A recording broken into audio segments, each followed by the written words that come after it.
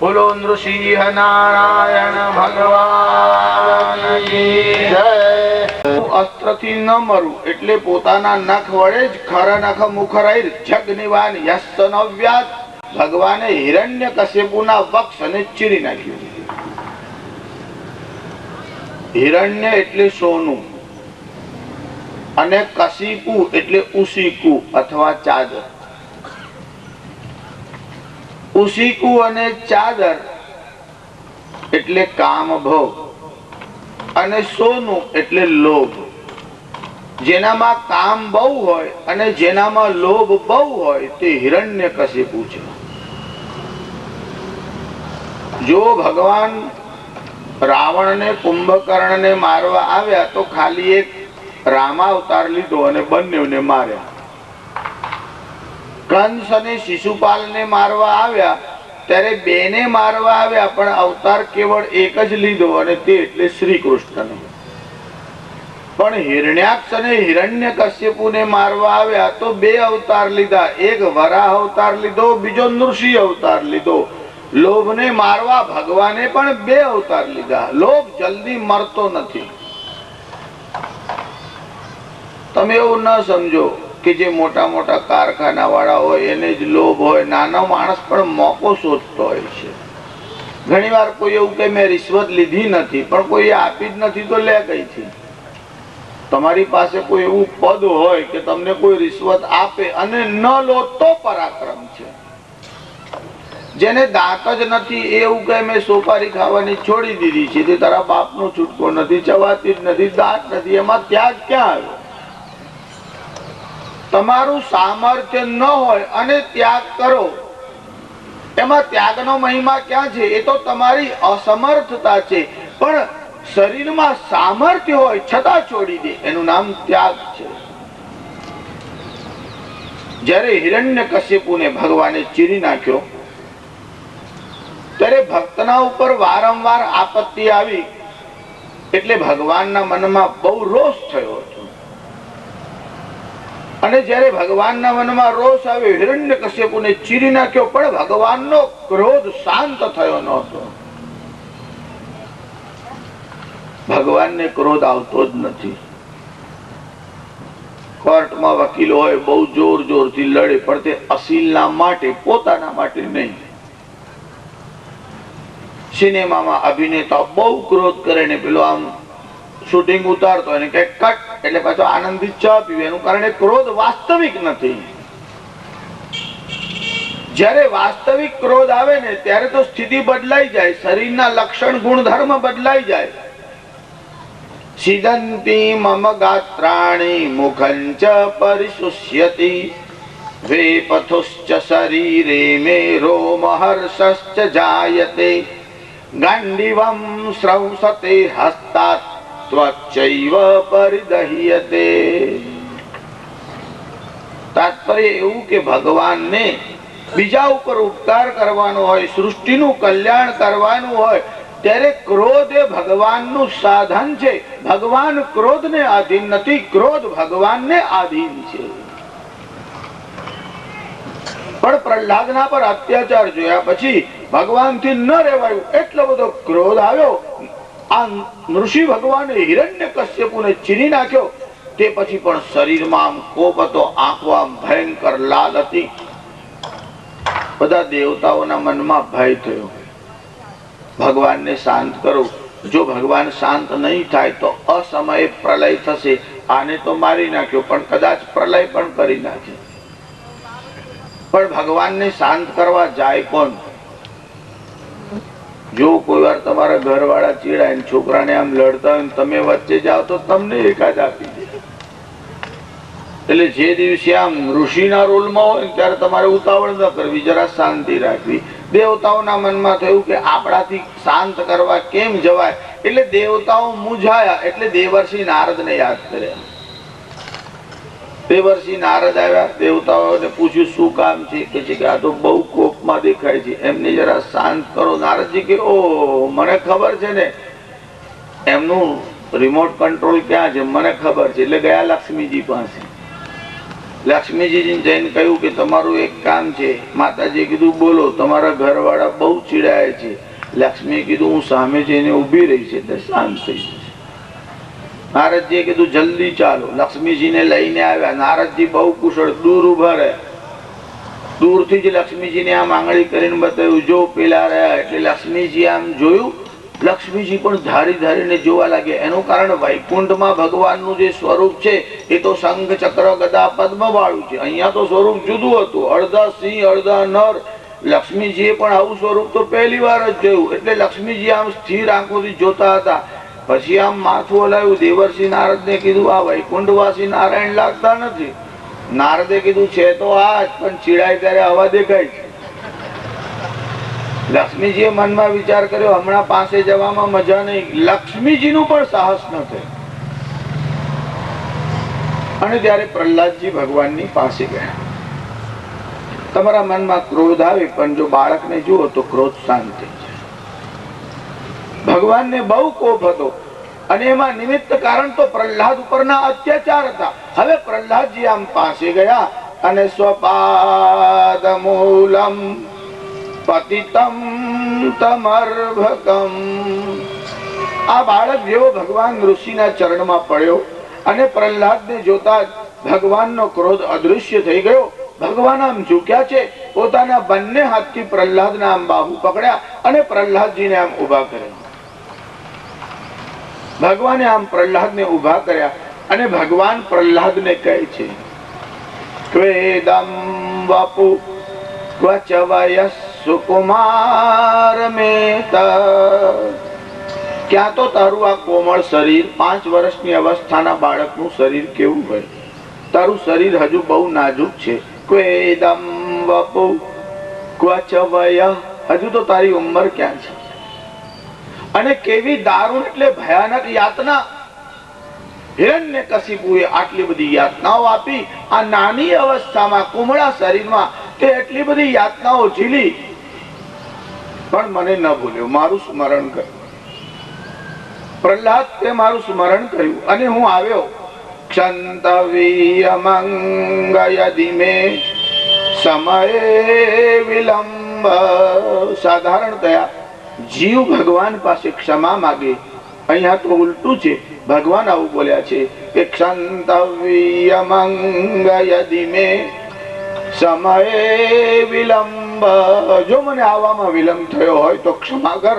એનું કારણ જો ભક્તના ઉપર આટલો બધો ત્રાસ અને અત્યાચાર થાય અને ભગવાનને આવવામાં વાર લાગે તો ભવિષ્યમાં કોઈ પરમાત્માના પર શ્રદ્ધા નહીં રાખશે. ભગવાને પ્રહલાદજીને ઉપાડ્યા અને પોતાના છાતીથી આમ લગાડી ભગવાને પ્રહલાદજીને આલિંગન આપ્યું છે. આપણે ત્યાં બંસીધરી નામની ભાગવતજીની એક ટીકા છે. એમાં એક પ્રશ્ન ઉઠાવ્યો છે કે મૃત શરીર એટલે ડેડ બોડીને અડકો તો તમને સ્નાન કરવું પડે. જે કુટુંબના લોકો હોય તેને સૂતક લાગે, પણ બીજા લોકો એના પર ફૂલ ચડાવે કે સ્પર્શ કરે તો એને સ્નાન તો લાગે. ભગવાને જ્યારે હિરણ્યકશિપુને ચીરી નાખ્યો, એનો પ્રાણ નીકળી ગયો અને જ્યારે ભગવાને એને સ્પર્શ કર્યો પછી ભલે એને નીચે રાખ્યો હોય પણ એ મૃત શરીર તો હતું જ. તો ભગવાને સ્નાન કર્યું કે નહીં? ભાગવતજીમાં એવું લખ્યું નથી કે ભગવાને સ્નાન કર્યું. તો ભગવાન નિયમ કેમ ચૂક્યા હશે? બંસીધરીએ લખ્યું કે ભગવાને આ મૃત શરીરને અડ્યું તે પછી પ્રહલાદ જ્યારે પ્રણામ કરવા આવ્યા અને પ્રહલાદને ભગવાને છાતીએ લગાડ્યા ત્યારે પ્રહલાદના આંસુ અને ભગવાનના આંસુઓથી જ ભગવાને સ્નાન કરી લીધું. એટલે પૃથક સ્નાનની જરૂર ન પડી. ભગવાનનો સ્વભાવ આવો છે અહૈતુક દયા સિંધો. એ કારણ વગર કરુણાના મહાસાગર છે. ભગવાને આલિંગન આપ્યું છે. પ્રહલાદના શરીર ઉપર ભગવાને પોતાના હાથથી આમ સ્પર્શ કર્યો. જોયું કે કેટલા અત્યાચાર આ કુમળા શરીર ઉપર થયા છે. એનું કારણ હિરણ્યકશ્યપુએ પ્રહલાદને મારવા માટે બહુ પ્રયત્ન કર્યા. એટલું જ નહીં, સંડામાર્ગ પાસેથી જ્યારે જ્યારે લાવ્યા ત્યારે પૂછ્યું બોલ તને શું સારું લાગે છે? આ પ્રહલાદ ભગવાન નામ સ્મરણ કહે અને આ હિરણ્યકશ્યપુને ક્રોધ આવે. ક્રોધના આવેશમાં સેવકોને બોલાવ્યા. કીધું જાઓ એને સમુદ્રમાં ફેંકી દો. એને અગ્નિમાં નાખી દો, એના શરીર ઉપરથી ઘોડા દોડાવી દો. આ સંડામાર્ગ પ્રહલાદની પાસે આવ્યા અને કીધું કે જો એક વાત કહું, તારી ભગવાન નામ ભક્તિમાં જે નિષ્ઠા છે એનાથી અમને પણ ગર્વ થાય છે, પણ તારો આ પિતા છે બહુ વિચિત્ર સ્વભાવ વાળો છે. એક કામ કરને, તારે નામ લેવું હોય તો મનમાં લે, જોર જોરથી શું કામ લે છે? આ હિરણ્યકશ્યપુ ક્રોધિત થાય છે, અમને આજ્ઞા આપે છે, અમે એના સેવક છે, અમે આજ્ઞા ટાળી શકતા નથી. પ્રહલાદે કીધું તમે તમારું કર્તવ્ય બજાવો, હું મારું કર્તવ્ય બજાવું છું. હું તમને તમારા કર્તવ્યથી ક્યાં રોકું છું? આ હિરણ્યકશ્યપુ સમ્રાટ છે અને અસુરોનો અધિપતિ છે. એની ઈચ્છા હોય તે સજા કરે, વધારેમાં વધારે શું સજા કરી શકે? કે ગલે તાવ પહેરાવ, પાવ બેડી લે ભરાવ, ગાડે બંધન બંધાવ, અરખી ચાવ કાચી ખાલસો, बिच्छू ले बिछाओ, तापे मोही ले सुलाओ, आग उसमें लगाओ, बांध कापड़ दुसाल सो, विष ले पिलाओ, तापर मूठ भी चलाओ, माज धार में बहाओ, बांध कापड़ दुसाल सो, गिरी से गिराओ, काले नाग से डसाओ, हाँ हाँ प्रीति ना छुड़ाओ, गिरधारी नंदलाल से, गले ताव पहिराओ, पांव बेड़ी ले भराओ, घाड़े बंधन बंधाओ और खींचाओ काची खाल सो, बिच्छू ले बिछाओ, तापे मोही ले सुलाओ, आग उसमें लगाओ, बांध कापड़ दुसाल सो, विष ले पिलाओ, तापर मूठ भी चलाओ, माज धार में बहाओ, बांध कापड़ बांध पाथर कमार सो, गिरी से गिराओ, काले नाग से डसाओ, हाँ हाँ प्रीति ना छुड़ाओ, गिरधारी नंदलाल से. તમારે જે સજા કરવી હોય તે કરો. મારા ગળામાં, હાથમાં, પગમાં જંજીરો નાખો. તમારી ઈચ્છા હોય તો મારી પથારીમાં વીછું નાખો. ભયાનક હલાહલ વિષ પાન કરાવી દો. વિષ લે પીલાઓ, તાપર મૂઠ બી ચલાઓ. તમને સંતોષ ના થાય તો મારણ વારણ જે પ્રયોગ કરવા હોય તે કરો. મજધાર में बहाओ, સમુદ્રની મધ્યમાં મને નાખી દો. ગીરી સે ગિરાઓ, કાલે નાગ સે ડસાઓ. ભયાનક કોબરા સર્પ કહેવાય, એનાથી ડસાઓ, પર્વત ઉપરથી નાખો. પણ પરમાત્મા માટેની જે પ્રીતિ છે એ તો મારાથી નહીં છૂટે. કે ગીરી સે ગિરાઓ, કાલે નાગ સે ડસાઓ, હા હા પ્રીતિ ના છોડાઓ, ગીરધારી નંદલાલ સે. આ વાર્તાલાપ ચાલતો તો હિરણ્યકશ્યપુ ત્યાં આવ્યો. સેવકોએ સમજાયો. સંડામાર્ગે પ્રહલાદને કહ્યું કે જો રાજા ગુસ્સે થાય છે, ભગવાનનું નામ લેવાનું છોડી દે. પ્રહલાદજીએ બહુ સરસ જવાબ આપ્યો. પહેલા તો આ સંડામાર્ગની તપાસ કરી. કીધું આ બાળકને આ શીખવાડ્યું કોણ? આ નીતિ શાસ્ત્રના જ્ઞાતા શુક્રાચાર્યના પુત્ર સંડામાર્ગ હતા. આ સંડામાર્ગે કીધું અમે તો કોઈ દિવસ શીખવાડ્યું નથી. ન મત પ્રણીતો ન પર પ્રણીતો. ના તો બીજો કોઈ શીખવાડવા આવ્યો એવું મેં જોયું છે, હું જાતે શીખવાડતો નથી. ન મત પ્રણીતો ન પર પ્રણીતો, સુતો વદત કે સતવેન્દ્ર શત્રુ. હે ઇન્દ્રના શત્રુ, આ તારો છોકરો ક્યાંથી શીખીને આવ્યો એ કોઈને ખબર પડતી નથી. એનું કારણ માતાના ઉદરમાં હતો ત્યારે નારદજી શીખવાડી ગયા. બહાર ગયા પછી ટ્યુશનમાં જાય તો ખબર પડે ફલાણા ક્લાસમાં જાય છે. આ તો માના ઉદરમાં જ શીખીને આવ્યો છે. નૈસર્ગિકો યમતિ યસ્ય રાજન. હે રાજન, એની આ ગતિ નૈસર્ગિક છે. જેમ લોખંડનો ટુકડો પડ્યો હોય અને મેગ્નેટ હોય તો ખેંચાઈને જતું જ રહે છે, એમાં લોખંડને તાલીમ આપવાની જરૂર નથી. મેગ્નેટની શક્તિ એવી છે, એને ખેંચી લે છે. ભગવાન નામ સ્મરણની શક્તિ આવી છે, એનું ચિત્ત ભગવાન તરફ જ ખેંચાય છે, નારાયણ તરફ જ ખેંચાય છે. અમે રાજનીતિ ભણાવવાનો બહુ પ્રયત્ન કર્યો, એને રસ આવતો જ નથી. અમને તેવું લાગે છે આ દૈત્ય વન છે એટલે તમારા રાક્ષસોનું જે જંગલ છે એમાં અગ્નિ જેવો થશે. જેમ અગ્નિ જંગલને બાળી મૂકે એમ આના નિમિત્તથી આ રાક્ષસોનું વન ખલાસ થશે. જ્યારે સંડામાર્ગે સમજાવીને કીધું કે હવે તારા પિતા બહુ કુપિત છે, હજુ સમજી જાય તો સારું, ત્યારે પ્રહલાદજીએ જવાબ આપ્યો, કુપિતો જનકસ તથાપિ મે ન વિરામો જગદીશ ચિંતને. પિતાજી ગુસ્સે થાય એટલે કઈ હું ભગવાનનું નામ લેવાનું છોડી દઉં? મસકોપ નિપાત ભીતિત સદનમ મુંચતિ કિમ નિજમ જનઃ. મસકોપ એટલે મચ્છરના ત્રાસથી કે માણસ ઘર છોડીને નાસી જાય, આવું બનતું નથી. જરા પ્રહલાદજી બોલ્યા કે મસકોપ નિપાત ભીતિત, ત્યારે હિરણ્યકશ્યપુના મનમાં થયું આ મને મચ્છર જેવું સમજે છે, આટલી બધી યાતનાઓ કર્યા પછી પણ આને ભય લાગતો નથી. જ્યારે આટલી બધી યાતનાઓના અંતે પણ પ્રહલાદજી હાર્યા નહીં. છેવટે ભગવાન પ્રહલાદજીને મળવા માટે આવ્યા અને ભગવાને પ્રહલાદજીને કીધું ક્ષંતવ્ય મંગ યદિ મે સમયે વિલંબ.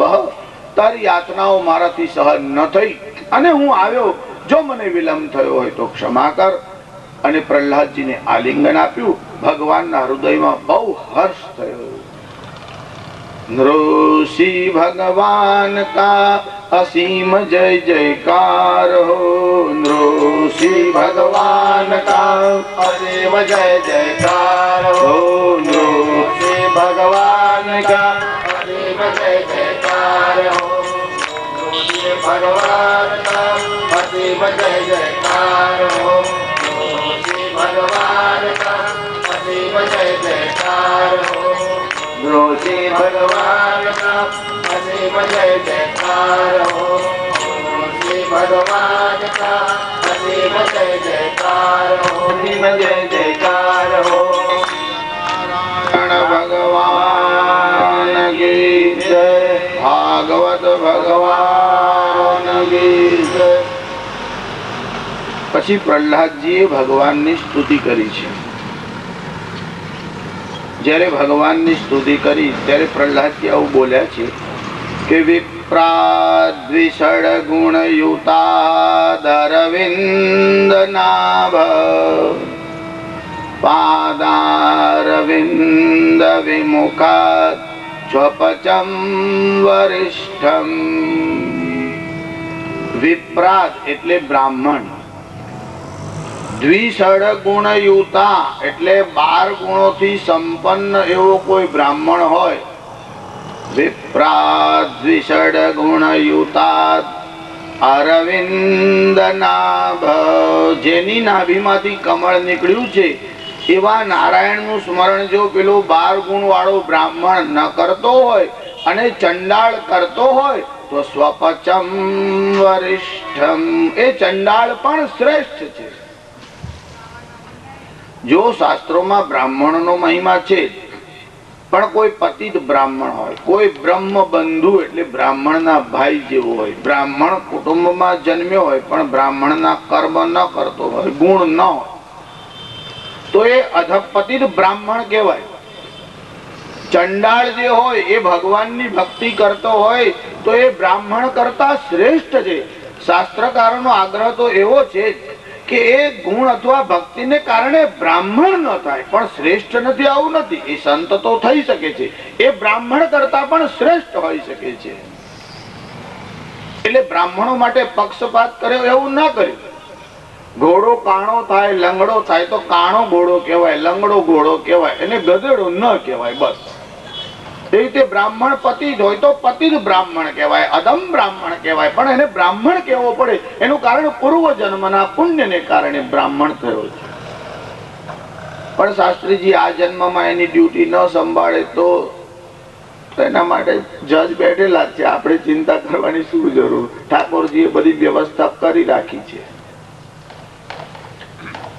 પણ બ્રાહ્મણોના કેટલાક ગુણધર્મ છે. એમાં દાનમ પ્રતિગ્રહં ચૈવ, દાન લેવું અને દાન આપવું. હવે બ્રાહ્મણ દાન આપે એટલે શાનું દાન આપે? જ્ઞાન દાન આપે. કારણ કે બધા જ દાનોમાં વિદ્યાદાન સર્વશ્રેષ્ઠ છે. જે તમને એક મંત્રનું જ્ઞાન આપે એના બદલામાં આખી પૃથ્વી આપો તો પણ એ દાન ઓછું છે.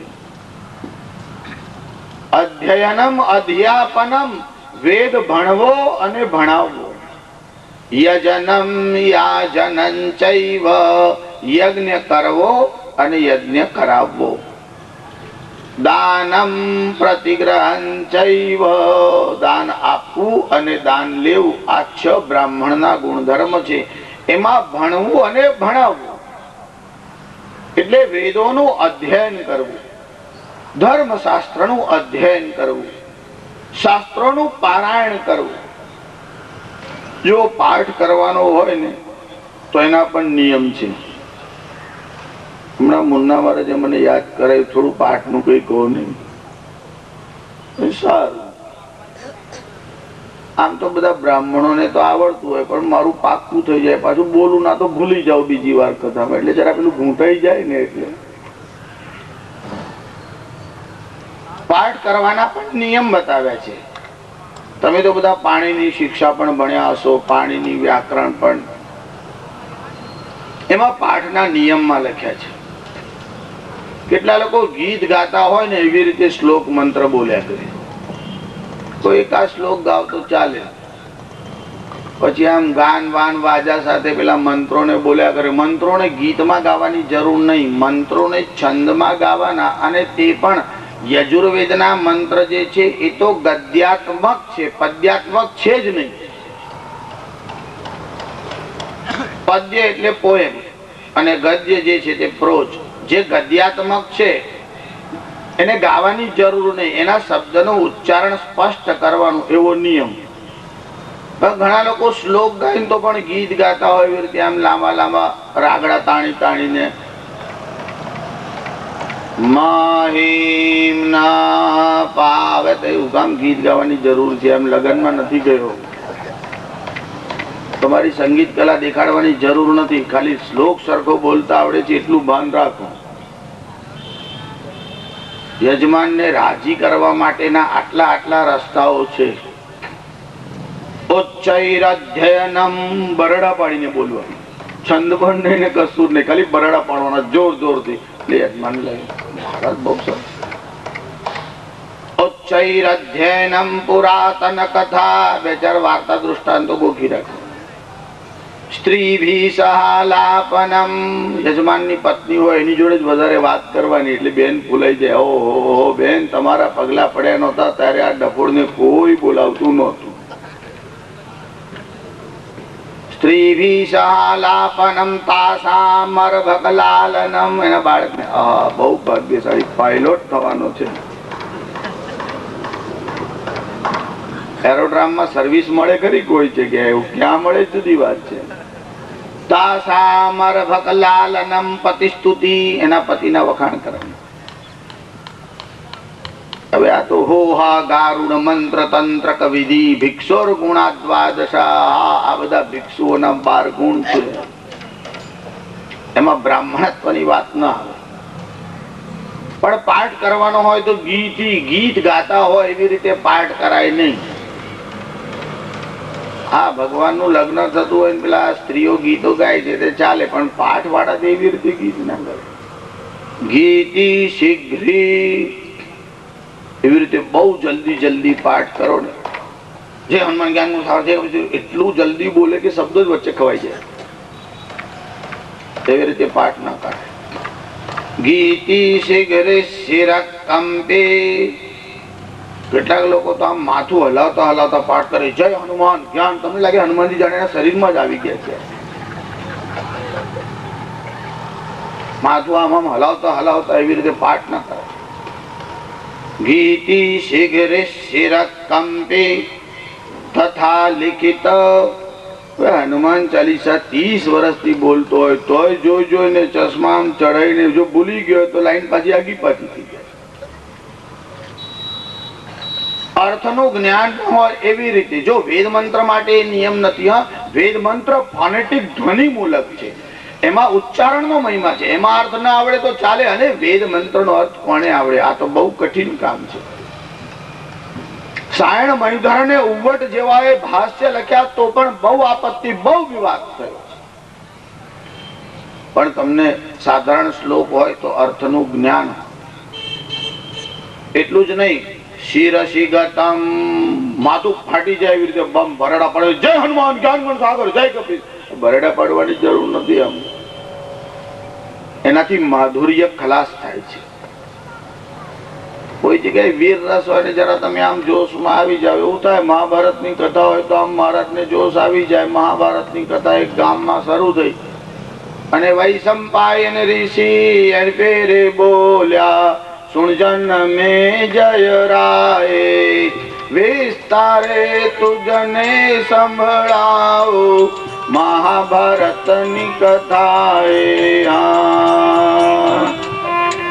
મહાભારતનો મહિમા છે મોટો, પાપી પાવન થાય, જન્મ મરણ મટી જાય. કઈ ના નથી. મહાભારતની કથા આમ ચાલે ને મહાભારતનો વિષય હોય એમાં વીર રસ બહુ આવે ને કથા કરતા કરતા પેલા ને આમ જોશ આવ્યો. મહારાજે જબ્બો પહેરેલો, ઘડી ઘડી આમ બાય ચડાવે ને આમ બોલે ને એક બાજુ આ કૌરવોની સેના ઉભેલી, 11 અક્ષૌહિણી સૈન્ય એક તરફ, પાંડવોની સેના ઉભેલી અને જે ઘમાસાણ યુદ્ધ થયું અને આ દુર્યોધન દુશાસન ઉપર દૃષ્ટિ પડતા જ ભીમસેનના મનમાં એકદમ ક્રોધ આવ્યો ને 2 માઇલ લાંબી લાકડી લઈને દુર્યોધનના ઉપર તૂટી પડ્યો. એક શ્રોતા ઉભો થયો કે મહારાજ, આ 2 માઇલ લાંબી લાકડી કયા ઝાડમાંથી કાપી? આ પેલા તો જરા જોશમાં બોલી ગયા કે માપવા થોડા ગયા હતા. 2 માઇલ લાંબી પેલા એ તો પૂછી લીધું.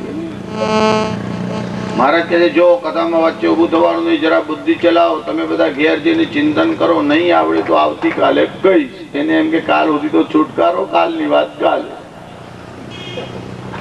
બીજે દિવસે મહારાજ ઘેર આવ્યા. હવે એ જ વિચાર કરવા લાગ્યા કે આ તો કયા ઝાડમાંથી. લાંબા લાંબા ઝાડોનું લિસ્ટ કાઢ્યું, તાડનું, નાળિયેરીનું, નીલગીરીનું. પણ કેટલા લાંબા, 1-1.5 કિલોમીટર ના પહોંચે. આ તો 2 માઇલ બોલી ગયેલો અંદર. એટલે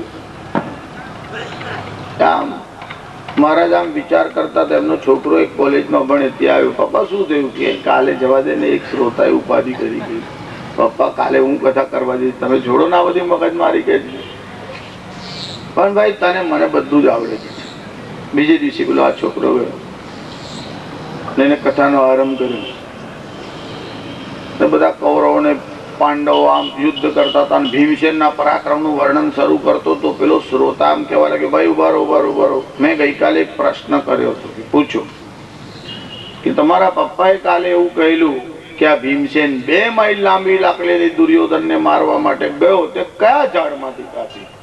ઓહો, આટલો પ્રશ્ન તમને નથી આવડતો? કોઈ દિવસ ભાગવતની કથા સાંભળી છે કે નહીં?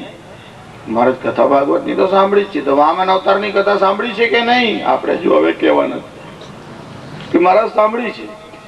તો તમને ખબર નથી કે વામન ભગવાન બટુક બ્રાહ્મણ થઈ અને બલિ રાજાના યજ્ઞમાં આવ્યા? કે હા, જ્યારે વામન ભગવાન બલિ રાજાના યજ્ઞમાં આવ્યા ત્યારે પગમાં પાવડી, હાથમાં લાકડી, માથે છત્ર, મૃગની ચાલા, જનોયામ ધારણ કરેલી હતી કે નહીં? કે હા મહારાજ.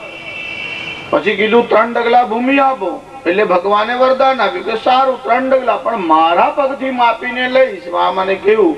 બલિ કે છે, પ્રભુ તમારી જેવી ઈચ્છા.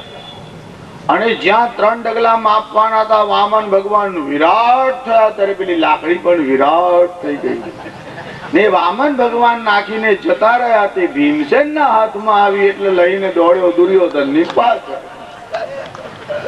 ત્યારે ઓઠ હાજા તો ઉત્તર જાજા. પણ તમારે આવા નુસ્ખા તો રાખવા પડે, નહીં તો આ તો તરે નું પૂછે, એવું પૂછે.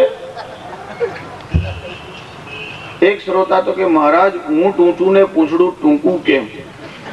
હવે આ કઈ ભાગવતમાં આવે, મહાભારતમાં આવે, રામાયણમાં આવે? એટલે મહારાજ પણ કુશળ હતા. એમને કીધું ભગવાને એટલા માટે ઊંચું રાખ્યું, તારા જેવો કોઈ ટીંગાય તો પેલાને ત્રાસ થાય એટલે ઊંચું રાખ્યું છે.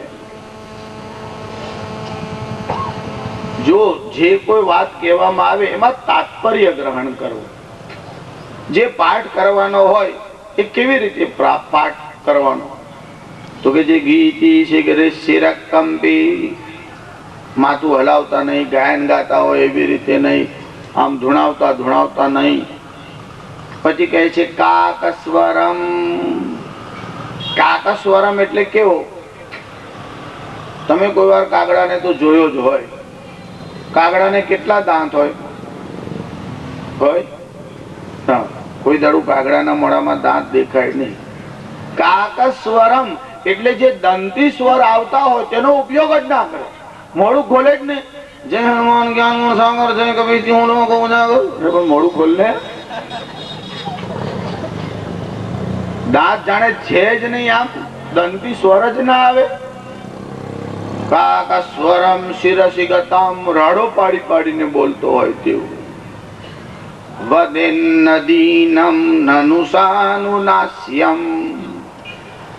કેટલાક લોકો તો અનુનાસિક જે સ્વર હોય ને નાકમાંથી નીકળે અનુનાસિક સ્વર કહેવાય.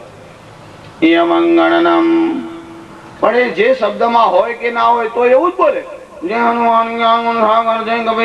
નાકમાંથી બોલે છે, એમાં છે જ નહીં અનુસ્વાર, તેમાં એવું બોલવાની કઈ જરૂર નથી. વદેન્નદીનમ કેટલાક લોકો તો કાયમ જ ગદગદ થઈ જાય. જય હનુમાન. પણ તાર તો મા બાપ દેવ જીવે છે, હું કામ? કોઈ પ્રસંગ આવે ને તમારું શરીર હૃદય ભરાઈ આવે તો ઠીક છે, પણ જયારે પાઠ કરે ત્યારે આમ ગદગદ થઈને ને ભગવાનની સામે આમ હાથ લાંબા કરીને ભગવાનને પણ એમ થાય કોઈ ગયું લાગે છે. દીનતા પૂર્વક પાઠ ના કરો. એવા પાઠના બધા બહુ નિયમો છે. પ્રહલાદજીએ ભગવાનની સ્તુતિ કરી. પ્રહલાદજી બોલ્યા છે, વિપ્રાદ્વિષડ ગુણયુતાદરવિંદ નાભ પાદારવિંદ વિમુખાત સ્વપચમ વરિષ્ઠમ. ભગવાનની ભક્તિ ન કરતા હોય તેવા 12 ગુણ વાળા બ્રાહ્મણ કરતા પણ ભગવાનનો ભક્ત એવો ચંડાલ શ્રેષ્ઠ છે. કેમ કે ભગવાન એમાં જાતિ જોતા નથી. કા જાતિ વિદુરસ્ય યાદવ પતે. જો જાતિની વાત તો વેદના અધિકાર માટે છે, ભક્તિ માટે નથી. એટલે તો કહ્યું કે વિદુરજી તો દાસી પુત્ર હતા. વિદુરજીની જાતિ ક્યાં ઊંચી હતી, પણ ભગવાન એમને ત્યાં જમવા માટે ગયા. ભગવાન ઉંમર જોતા નથી, ધન જોતા નથી, પરાક્રમ જોતા નથી, જાત જોતા નથી. ભગવાન કેવળ ભક્તિથી જ રાજી થાય છે. કા જાતિ વિદુરસ્ય યાદવ પતે ઉગ્રસ્ય કિમ પૌરુષમ. આ ઉગ્રસેનમાં ક્યાં પરાક્રમ હતું? સતયુગ में एक समय पर सुंदर सुकृत स्वरूप स्वयंभुव मनु के तनय थे भारत के भूप. સ્વયંભૂ મનુના સંતાન ઉત્તાનપાદ નામના રાજા ભારતના સમ્રાટ ચક્રવર્તી સમ્રાટ હતા. उत्तानपाद इन भूपति का विख्यात नाम था त्रिभुवन में. वे न्याय नीति की मर्यादा रखते थे अपने शासन में. उनके सुराज में दुर्बल को बलवान सताते डरता था. કોઈ આતંક ફેલાવવાનું સાહસ ના કરે એવું રાજ્ય ઉત્તાનપાદનું હતું. કે દુર્બલ માણસ છે એટલે બે ગુંડાઓ મળીને મારીને લૂંટી જાય એવો કેસ બનતો નહોતો. સ્ત્રીઓ ભાઈને કારણે બહાર ન નીકળી શકે આવું બનતું નહોતું. કેવું રાજ્ય હતું ઉત્તાનપાદનું. इनके सुराज में दुर्बल को बलवान सताते डरता था. निर्धन को धन का मत वाला धनवान दबाते डरता था. संपूर्ण राज्य का सुप्रबंध था कुशल कार्यकर्ताओं पर. મંત્રીઓ કેવા હતા? દરેક મંત્રી પોતાના કાર્યમાં ચતુર અને ધનવાળો છે એટલે રિશ્વત લઈને કોઈ નિર્બલને કે દરિદ્ર માણસને દબાવે એવું બનતું નહોતું. संपूर्ण राज्य का सुप्रबंध था कुशल कार्यकर्ताओं पर. रखते थे भूपति देखभाल खुद ही सब राज्य विभागों पर. उनके अति उत्तम शासन में संपूर्ण प्रजाजन थे सुखी. धन धान्य धाम और काम पूर्ण घर घर लोगों के जीवन थे. रैयत में ऐसे राजा का होता आदर दिन दूना था. राजा रैयत का यह नाता दुनिया के लिए नमूना था. રાજ્ય કેવું હોવું જોઈએ એનું એક દૃષ્ટાંત હતું. કોઈ પ્રજાજન એમના રાજ્યમાં દુઃખી નહીં. શાસન એટલું સુંદર, ધન ધાન્ય પણ સારા થાય. જો રાજા સાત્વિક હોય અને પ્રજાનું ધ્યાન રાખે. રાજા શબ્દનો અર્થ જ એવો છે જે પ્રજાને રંજન કરાવે તે રાજા, અને રંજાડે તે હવે કલિયુગમાં કહેવાની ક્યાં જરૂર છે. આ રાજા પોતાના કાર્યમાં કુશળ હતો. મંત્રીઓ સાથે એક મીટિંગ કરી અને રાજસભામાં બેઠો હતો. આ મીટિંગ માંથી ઉભો થઈ અને રાજા ઘરમાં આવ્યો. રાજાનો મહેલ બહુ સુંદર અને વિશાળ હતો. એમાં રાણીના જે કક્ષ છે તે જુદા જુદા હતા. આ ઉત્તાનપાદ નામના જે રાજા હતા, એમની પત્ની એટલે કે રાણી, એનું નામ સુનીતિ હતું. જ્યારે રાજા પોતાના મહેલમાં આવ્યા અને ત્યારે રાણીના ઘરમાં પ્રવેશ એટલે મહેલમાં પ્રવેશ કર્યો. આ રાણી ત્યારે પાઠ કરતા હતા. જો રાણી પાઠ કરતા હતા અને રાજાનો પ્રવેશ થયો. રાજાના મનમાં વિચાર આવ્યો કે લાવ ધીરેથી જવું અને જરા રાણીને ચમકાવું. જો ઘરમાં પતિ પત્ની એકલા હોય અને કઈ વિનોદ કરે તો એમાં આપત્તિ નહીં, પણ બીજાઓ બેઠા હોય ત્યારે તો મર્યાદા ધર્મનું પાલન કરવું જોઈએ. રાણી એકલા હતા એટલે રાજાના મનમાં આવો વિચાર આવ્યો. રાજાને એ પણ ખબર નથી કે હાથમાં પુસ્તક કઈ છે, શાનો પાઠ કરે છે. રાજાના મનમાં એમ કે દૂર આસન ઉપર બેઠા છે, કંઈક વાંચે છે. देखा एक सुंदर आसन पर महलों की महिमा बैठी है. આ મહેલની મહિમા રાણીને લીધે હતી. એક દિવ્ય આસન પાથરેલો હતો, એના ઉપર રાણી બેઠા હતા. રાજા ચોરની જેમ ધીરે પગલેથી આમ પાછળથી ગયા. તમે ઘણીવાર મજાક કરો છો, તમારા પત્ની હોય, મિત્ર હોય, પાછળથી આમ જાઓ, ધીમીથી આમ આંખ બંધ કરી દો. પણ એ સરખે સરખા હોય ત્યારે મજાક કરાય. નાના મોટા હોય એવું ધ્યાન તો તમારે રાખવું પડે. રાજા આમ ધીરેથી ગયા અને રાણીને ચમકાવવાનો વિચાર કર્યો. પણ રાજા આમ નજીક ગયા, શું જોયું? પર સ્વયં જાતે જ ચમકી ગયો. કારણ કે રાણી કે નીરજ નયનો में कुछ नीर छल छला आया था. આમ ચમકાવા જાય ત્યાં તો જોયું કે રાણીની આંખમાંથી આમ આંસુની બૂંદ પડી અને રાજા એકદમ અટકી ગયો. મનમાં વિચાર કર્યો, શું બન્યું હશે? એના હાથમાં એક પુસ્તક હતી. તન્મય થઈને રાણી વાંચતા હતા. કઈ પુસ્તક હતી? ધર્મશાસ્ત્રની પુસ્તક હતી. શું લખ્યું હતું એમાં? जिसके संतान नहीं होती वह होता पुरुष नरकगामी. અપુત્રસ્ય ગતિર્નાસ્તિ સ્વર્ગો નૈવચ નૈવચ. જેને પુત્ર નથી એને ગતિ થતી જ નથી, સ્વર્ગ તો મળે જ ક્યાંથી. રાણી હાથમાં પુસ્તક લઈને આમ વાંચતા હતા. મનમાં થયું કે મારે ત્યાં સંતાન નથી. જો ધર્મશાસ્ત્રમાં આવું લખ્યું છે કે સંતાન ન હોય તો ગતિ ન થાય અને સ્વર્ગ તો ન જ ન મળે, એવું લખવાનું કારણ શું?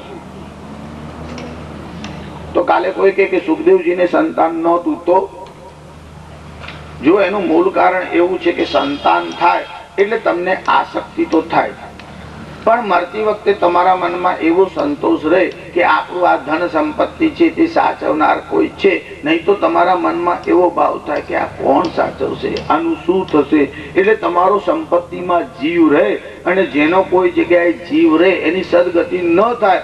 હવે સંતાન થઈને કુપાત્ર હોય તો આ ઉપાધિ તો ઊભી છે.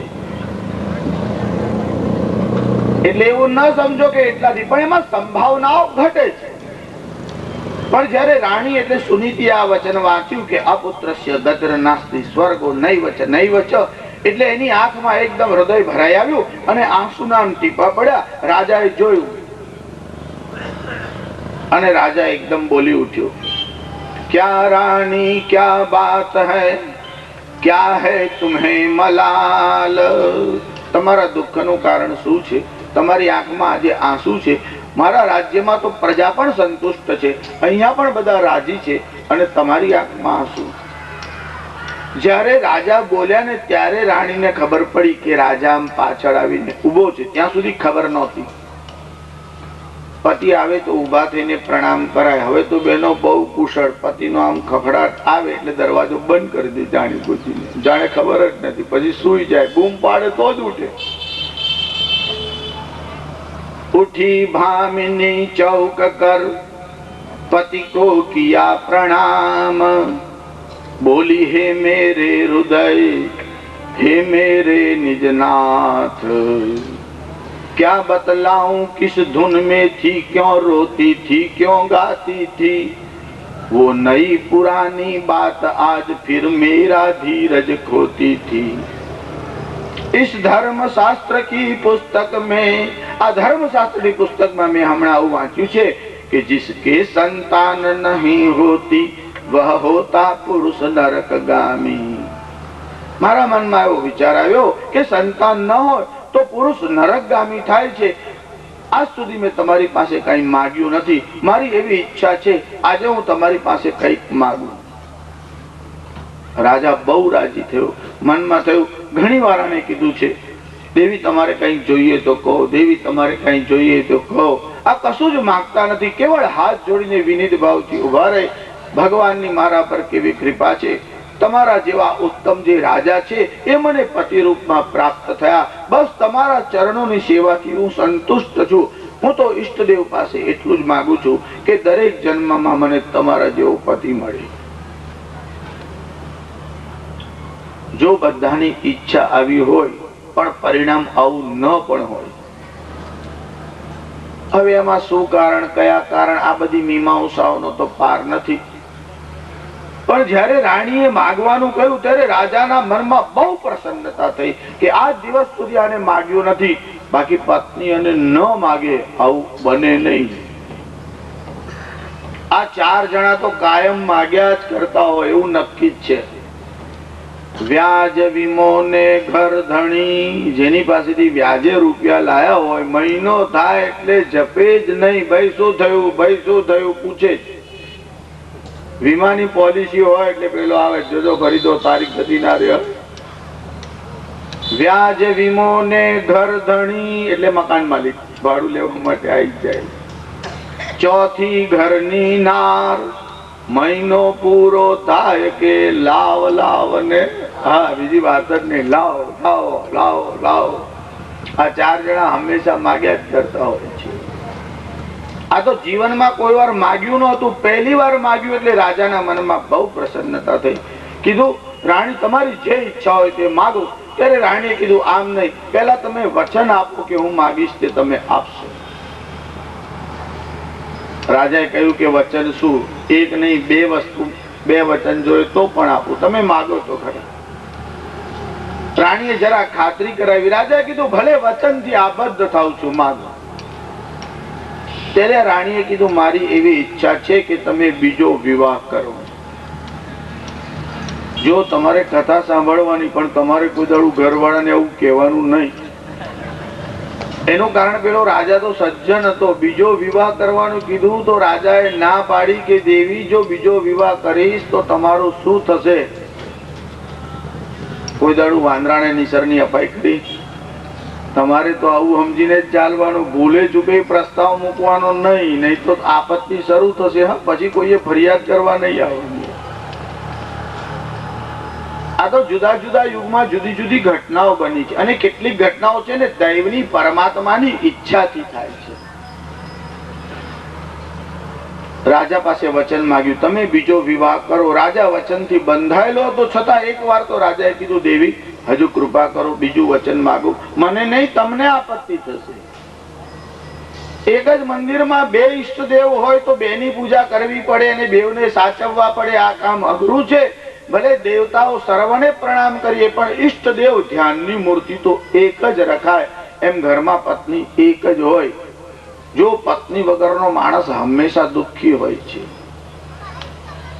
ભાર્યા એટલે પત્ની, અવિવાહ એટલે જેનો વિવાહ ન થયો હોય એ સદા દુઃખી હોય છે. અભાર્યશ્ચ સદા દુઃખી, પત્ની વગરનો માણસ હંમેશા દુઃખી છે. પણ તતો દુઃખી કુભાર્ય કહો, પણ મળે અને સારી ના હોય એ તો પેલો ના થયો હોય એના કરતા વધારે દુઃખી. કે કુભાર્યશ્ચ સદા દુઃખી, જેને પત્ની ખરાબ મળે એ તો હંમેશા દુઃખી, પણ તતો દુઃખી દ્વિભાર્ય કહો, એના કરતા બે વાળાનું દુઃખ તો કહેવાય જ ના એવું હોય છે. રાજાને આગ્રહ કર્યો ત્યારે રાજાએ કીધું હવે દેવી તમે હઠ કરો છો, હું વચનથી આબદ્ધ છું. ભલે. રાજાએ બીજો વિવાહ કર્યો. જો રાજાની રાણીનું નામ હતું સુનીતિ અને બીજો વિવાહ કર્યો એનું નામ હતું સુરુચિ. આ ઉત્તાનપાદની કથા એ જીવ માત્રની કથા છે. ઉત્તાનપાદ એટલે ઉલટા પગ વાળો જીવ જ્યારે માના ઉદરમાં હોય ત્યારે માથું નીચે હોય અને પગ ઉપર હોય, જીવ માત્ર ઉત્તાનપાદ છે. એ ઉત્તાનપાદની એટલે જીવ માત્રની બે રાણી છે, એક સુનીતિ અને બીજી સુરુચિ. નીતિ એટલે એથિક્સ, સુનીતિ એટલે સારી નીતિ. એક તો સારી નીતિ પ્રમાણે ચાલવું તે, અને બીજી સુરુચિ એટલે રુચિ અનુસાર ચાલવું, ટેસ્ટ અનુસાર ચાલવું. એક મનના આદેશ પ્રમાણે, ઈચ્છા પ્રમાણે ચાલવું એને કહેવાય સુરુચિ, અને એક શાસ્ત્રની ઈચ્છાથી ચાલવું એને કહેવાય સુનીતિ. જો રાજાનો વિવાહ સુનીતિ સાથે થયો હતો, પણ આગ્રહને કારણે બીજો વિવાહ કર્યો અને તે સુરુચિ સાથે કર્યો. હવે રાજાની પ્રથમ રાણી સુનીતિ હતી, બીજી રાણી સુરુચિ હતી. રાજાને આ બે રાણીઓમાંથી જે નાની હતી એના માટે વિશેષ પ્રેમ હતો. થોડોક સમય ગયો, ધીરે ધીરે સુરુચિનો સ્વભાવ એવો હતો કે રાજાને પોતાના વશમાં કરવા લાગી. જો પતિને વશ કરવાનો એક મંત્ર મને આવડે છે, તમારે બધાએ શીખવો છે. આપણે કથા પછી પ્રયોગ રાખીએ કે ચાલુ કથામાં રાખીએ? કોઈ મંત્ર તંત્ર વાળા પાસે જશો ના અને પતિને વશ કરવાનું બતાવે એવી ભૂલ કરશો ના. આ બધા જે તાંત્રિકો હોય છે ને એમનું નામ પણ બોલવું ના, નહીં તો નવું પડે, આવા હોય છે. ગુરુ ગીતામાં તો એવું લખ્યું છે કે જે તંત્ર મંત્ર નું કામ કરીને રૂપિયા કમાતો હોય તે ગુરુ થવાને લાયક નથી, એવો ગુરુ ન કરવો એવો નિષેધ કર્યો છે. હવે આજકાલ તો તંત્ર મંત્ર પણ લોકોને ખબર નહીં, તંત્ર ગ્રંથનું નામ પણ ના આવડે, સ્ફટિકની માળા ને સિંદૂરના તિલક ને ધૂણી કરે એટલે બધા તાંત્રિક થઈ ગયા છે. તમને કોઈ પૂછે કે આખા શહેરમાં મૂર્ખમાં મૂર્ખ અને ધૂર્તમાં ધૂર્ત કોણ, તો તમારે કેવું તાંત્રિક. એમાં પણ તમે આ નગરોમાં રખડતા હોય ને આજુબાજુના નાના નાના ગામોમાં, ત્યાં તો તંત્રના નામે આ ભુવા જાગરિયાઓ નાના નાના બાળકોની હિંસા કરે છે અને બલિ આપે છે. જો કે આ તમારા ધનની બલિ આપે છે, ધન જ હરણ કરે છે. જે તાંત્રિક છે એને જરા કહો તંત્ર કોણે કહેવાય, તંત્ર શાસ્ત્રનો અર્થ શું, એટલું ખાલી કહો. એના જરા ગ્રંથના નામ તો પૂછો. જેમ જેનામાં બુદ્ધિ કે આવડત ના હોય ત્યારે એને દોરા, ધાગા, તાવીજ, માદડિયા, તંત્ર વાળી વિદ્યા છે તે અપનાવી લેવી, અને સમાજમાં જે મૂર્ખ અને ગરજ વાળી દુઃખિત પ્રજા છે એનું શોષણ કરવું, એવું કામ ચાલે છે. હવે હમણાં બધા વિષયમાં જતો નથી. એનું કારણ એવું છે કે દરેક વિષયમાં ઠગાઈની સંભાવના તો છે જ. આ તો તંત્રનો વિષય નીકળ્યો એટલે કહું છું. બાકી તો વૈદ્ય એટલે ડોક્ટરી વિદ્યા હોય કે એન્જિનિયરની હોય કે કોન્ટ્રાક્ટરની હોય, દરેક કામમાં આજકાલ ચોરી અને ખોટું ચાલે છે. આ રાણીના કહેવાથી રાજાએ બીજો વિવાહ કર્યો. થોડો સમય થયો, આ રાણીએ કાન ભંભેર્યા, રાજાએ સુનીતિનો ત્યાગ કર્યો અને તે ઋષિના આશ્રમમાં આવીને રહ્યા.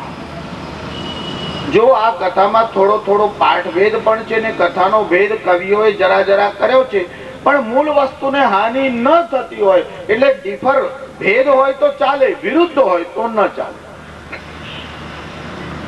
આ સુનીતિ ઋષિઓના આશ્રમમાં સાનિધ્યમાં રહ્યા. સુરુચિ જે છે એ સગર્ભ થયા. જો એક અર્થમાં તો રાણીને પહેલા સંતાન નહોતું થયું, પણ જયારે સુરુચિ આવ્યા અને એ સગર્ભા થયા ત્યારે સુનીતિ પણ સગર્ભા થયા. સંતાન ન હોવાને કારણે તો બીજો વિવાહ કર્યો. હવે બીજો વિવાહ કર્યો તો પહેલી રાણીને પણ સંતાન થયું. આ બંને રાણીઓએ 2 બાળકને જન્મ આપ્યા. જે સુનીતિ હતા એમને જે બાળકને જન્મ આપ્યો એનું નામ ધ્રુવ હતું. ધ્રુવનો અર્થ થાય છે સ્થિર. અને સુરુચિએ જેને જન્મ આપ્યો એ બાળક કોણ હતો? એ બાળક ઉત્તમ હતો. એ પોતાની આકાંક્ષાઓ વધારે ને વધારે રાખતો હતો. બંને બાળકો ધીરે ધીરે મોટા થવા લાગ્યા. હજુ તો 5 વર્ષની પણ અવસ્થા નહોતી થઈ. એક વાર એવું બન્યું કે આ સુરુચિ નામની રાણી રાજાની પાસે હતી, નજીક રહીને સેવા કરતી હતી રાજ્ય દરબારમાં. એટલામાં ધ્રુવને જોવાની ઈચ્છાથી રાજાએ સેવકોને મોકલ્યા અને સુનીતિને કહ્યું કે આ બાળકને અહીંયા રાજ દરબારમાં મોકલો, મારે એને જોવાની ઈચ્છા છે. સુનીતિએ ધ્રુવ કુમારને બોલાવ્યા. સુંદર પીતાંબર પહેરાવ્યું છે, મસ્તિષ્કમાં આમ તિલક કર્યું છે. બાળકને નજર ન લાગે એટલે આ મેસથી કાજલનું એક ટપકું કર્યું છે. પછી આ બાળકને શ્રૃંગાર કરી અને મોકલ્યો. પણ જયારે રાજ દરબારમાં આ બાળક જવા લાગ્યો, હજુ તો એની અવસ્થા 4 સાડા 4 વર્ષની પણ માળ હતી. પણ બાળકને કેટલીક સૂચના આપી. બાળકને કીધું કે રાજ દરબારમાં જાઓ છો ત્યાં રાજા હશે, મંત્રીઓ હશે, ઋષિઓ હશે. જો કોઈ જયારે બોલતું હોય ત્યારે એની વાત કાપીને બોલવું નહીં. બીજી વાત, રાજા પાસે ગયા પછી કોઈ વસ્તુની યાચના એટલે ઈચ્છા કરવી નહીં. રાજા પ્રેમથી કઈ આપે તો સ્વીકારી લેવું, પણ માગણી રાખવી નહીં. માગણીથી લાગણી દુભાય છે. આ ધ્રુવને થોડો બોધ આપ્યો અને પછી મોકલ્યો છે. ધ્રુવજી રાજાના દરબારમાં આવ્યા. આમ તો નાનું બાળક બધાને સુંદર લાગે, એમાં પણ સુંદર હોય અને સુશીલ સંસ્કારી હોય તો તમારું ચિત્ત વધારે ખેંચાય છે. આ બાળક રાજમહેલમાં ગયો. રાજાની દૃષ્ટિ પડી. પોતાનો પુત્ર હતો અને એ તો પુણ્યનું પરિણામ હતું. સુનીતિ બહુ સાત્વિક હતા. આ બાળકને જોયા પછી રાજાનું ચિત્ત દ્રવિત થવા લાગ્યું. જો પ્રેમનું આ લક્ષણ છે, જેને જોયા પછી, જેને સાંભળ્યા પછી, જેનો સ્પર્શ કર્યા પછી તમારું હૃદય પીગળવા લાગે, એ પ્રેમની નિશાની છે. દર્શને સ્પર્શને વાપી શ્રવણે ભાષણે પીવા યત્ર દ્રવતિ અંતરંગમ સસ્નેહ ઇતિ કથ્યતે. આ બાળકને જોયા પછી પ્રેમને કારણે જેમ ગરમીને કારણે મીણ ઓગળવા લાગે છે, એમ રાજાનું હૃદય પીગળવા લાગ્યું. આમ પાસે બોલાયો. બાળકને આમ હાથ કરીને બોલાવ્યો. જ્યાં બાળકે આમ હાથ લાંબા કર્યા ત્યાં એને બાહુઓના નીચે આમ આંગળા નાખ્યા અને રાજાએ આમ પ્રેમથી ઉપાડી પોતાની છાતીએ લગાડી અને પોતાના જંઘા ઉપર ગોદમાં બેસાડ્યો. બાળકના માથા ઉપર અને બાળકના પીઠ ઉપર. તમારો જેનાથી બહુ સ્નેહ હોય, પિતા હોય તો પુત્ર હોય, પુત્રી હોય, પતિ હોય તો પત્ની હોય, નાનો બાળક પણ હોય, શિષ્ય હોય. મસ્તિષ્ક, વક્ષ એટલે છાતી અને પીઠ, આ 3 સ્થાન એવા છે કે ત્યાં સ્પર્શ કરવાથી માણસનો ઉદ્વેગ ખલાસ થાય છે. પણ ગમે તે માણસ ગમે ત્યારે ગમે ત્યાં સ્પર્શ ન કરે એવી પણ મર્યાદા છે. અને સ્ત્રીઓના માટે એવો નિયમ છે કે મહાત્માઓને તમે પ્રણામ કરો, વંદન કરો, નીચે ઝૂકીને કરો તો વાંધો નહીં, પણ સ્પર્શ ન કરો. આગળ થોડાક નિયમો પણ આવશે. પતિરેકો ગુરુ સ્ત્રીનામ, સ્ત્રીના માટે એનો પતિ એક ગુરુ છે. તમે સાધુઓની સેવા કરો તો વાંધો નહીં. એમ તો ઘરમાં દીકરી હોય, વહુ હોય તો પિતાની અને સસરાની સેવા કરે છે કે નહીં? મહાપુરુષોની સેવા કરવાની છૂટ છે. એનું મોઢું જ ન જોવાય એવો અતિરેક કરવાની જરૂર નથી. ઘણા સંપ્રદાયોમાં બહુ અતિરેક થાય છે, એને કારણે દુષ્પરિણામ થાય છે. સ્ત્રીનું મુખ ન જુઓ એનો મતલબ એવો છે આસક્તિપૂર્વક ન જુઓ અને સ્થિર નેત્રથી ન જુઓ. સ્થિર નેત્રથી સ્ત્રીના અંગને અને કેસને એટલે વાળને ન જુઓ. બાકી ઘરમાં બહેન હોય છે, દીકરી હોય છે, માતા હોય છે, તો તમે કઈ પાટા બાંધીને ફરો છો? માતા હોય, બેન હોય, દીકરી હોય, પુત્ર વધુ હોય, એ બધાને તમે જુઓ જ છો. હૃદયનો ભાવ છુપો રહી શકતો જ નથી. તમારી આંખમાં પાપ હોય એ પ્રગટ થયા વગર રહેતું જ નથી. તમે સ્થિર નજરથી સ્ત્રીને આમ ઘૂરી ઘૂરીને ન જુઓ. જો સંસ્કૃતમાં આંખ માટે એક શબ્દ છે લોચન. લોચન એટલે આંખ. પણ લોચન સ્થિર રાખીને જોવે તેને કહેવાય લુચ્ચો. જો ભગવાને સ્ત્રીઓને એક વિશેષ શક્તિ આપી છે, પાપ દૃષ્ટિથી જુએ એટલે એનું અંતઃકરણ સાક્ષી પૂરે. આની દૃષ્ટિ સારી નથી. સેવા કરવામાં કઈ દોષ નથી. સાધુ હોય, સંત હોય, મહાત્મા હોય, જો ચરણ સેવાનું નામ સેવા નથી. તમે એમના માટે પાણી લાવીને મૂકો, તમે એમનું પાણીનું પાત્ર હોય તો સાફ સફાઈ કરો. એ આરામ કરતા હોય ત્યારે એમાં સૈયાની ચાદર હોય તે તમે ધોઈ નાખો. જો સ્પર્શ કર્યા વગર પણ સેવાઓ થાય છે. તમે સસરાના વસ્ત્ર હોય, જબ્બો હોય, ટોપી હોય તો સાફ કરીને મૂકો છો, એની જગ્યાએ મૂકો છો, કપડા ગળી કરીને મૂકો છો. આ બધી સેવા થાય જ છે. જેમ પિતાની સેવા કરો છો, સસરાની સેવા કરો છો, નાનો ભાઈ હોય, મોટો ભાઈ હોય, એવા ભાવથી શુદ્ધ હૃદયથી સેવા લો, ત્યાં સુધી દોષ નથી. પણ સ્પર્શ કારણ વગર કરવાની જરૂર નથી. આવી મર્યાદાઓ જો કલિયુગમાં પાળવામાં આવે તો અનર્થ આપોઆપ ઘટવા લાગશે. સ્ત્રીઓ માટે આટલા રેડ સિગ્નલ મૂક્યા છે કે આટલા આટલા કામ ન કરવા. હવે આ નીતિનો વિસ્તાર બહુ છે એટલે થોડોક હમણાં કહું, થોડોક ફરી આગળ બીજા અનુસંધાનમાં કહીશ. પણ જયારે ધ્રુવજીને મોકલ્યા, રાજાએ ઉપાડ્યા, પોતાની ગોદમાં બેસાડ્યા, એટલામાં સુરુચિ રાણી ત્યાં હતી. એની દૃષ્ટિ પડી. એનાથી આ સહન ન થયું. જો દરેકને પોતાના પુત્ર માટે વિશેષ પ્રેમ હોય, એમાં કઈ ના નહીં. તમે પુત્ર માટે પ્રેમ રાખો, પણ બીજાના બાળકથી દ્વેષ ન રાખો. કેટલાકનો તો આવો સ્વભાવ હોય કે પોતાનો છોકરો એટલે અત્તરનું પૂમડું અને પાડોશીનો છોકરો એટલે પાડાનું પૂંછડું, જેમ મળ્યું હોય તેમ. કેટલાક બહેનોને તેમ લાગે કે મારો છોકરો એટલે ગુલાબનો ગોટો અને પાડોશીનો છોકરો એટલે એલ્યુમિનિયમનો લોટો. ગોબા પડે તોય. આ ધ્રુવજીના માટે દ્વેષ થયો આના મનમાં. સંસારી જીવોનો સ્વભાવ છે, કોઈની સારી વાત સહન કરી શકતા નથી. સુરુચિ ત્યાં આવી, ધ્રુવજી ગોદમાં બેઠા હતા. એમનો આમ હાથ પકડીને ખેંચવા લાગ્યા અને કીધું, ઉતર, તારો અહીંયા બેસવાનો અધિકાર નથી. તું ઉસ જનની કા જાયા હૈ जिसको स्वामी ने त्यागा है. તારી માતાનો તો ત્યાગ કર્યો છે, તું અહીંયા બેસવાનો અધિકારી નથી. જો તારે રાજાની ગોદમાં બેસવું હોય તો મારા ઉદરથી જન્મ લઈને આવ. અવસ્થા તો 5 જ વર્ષની હતી, પણ ક્ષત્રિયનો બાળક હતો. અપમાન કેમ સહન કર્યો? હૃદયની ઉદારતા જુદી વાત છે, અસ્મિતા જુદી વાત છે, અને મિથ્યા ગર્વ જુદી વાત છે. આમાં મિથ્યા ગર્વનો તો અસ્મિતા હતી. રાજાએ બોલાવ્યો ત્યારે હું આવ્યો છું અને હવે મને અહીંયાથી ઉતારે છે. ધ્રુવજીનો આમ હાથ પકડીને નીચે ઉતાર્યો. ધ્રુવજીના મનમાં બહુ ક્રોધ આવ્યો.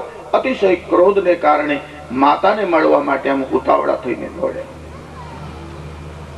સુનીતિને થોડા અપશકુન થાય એવો ભાસ થતો.